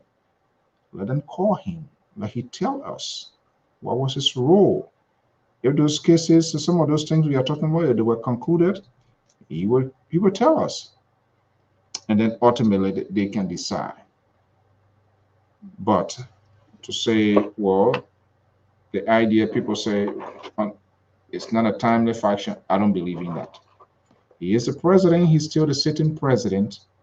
If there was anything, God forbid, right now, he is the commander-in-chief. They will just provide briefing to the president-elect. So the security is on his watch until that day after the inauguration. Then, of course, he no longer has a gavel to make national decision on behalf of the country. But it would be interesting when they call Councillor Frank Musa Dane and asking all of those tough questions and for us to know who he is, what was his role, what was his decision making, and how he went about to prosecute or not to prosecute some of these things that we are talking about. Until then, folks, thank you so much and have a pleasant evening. We'll see you when we shall see you. Have a pleasant evening. Bye-bye. I just want to thank you.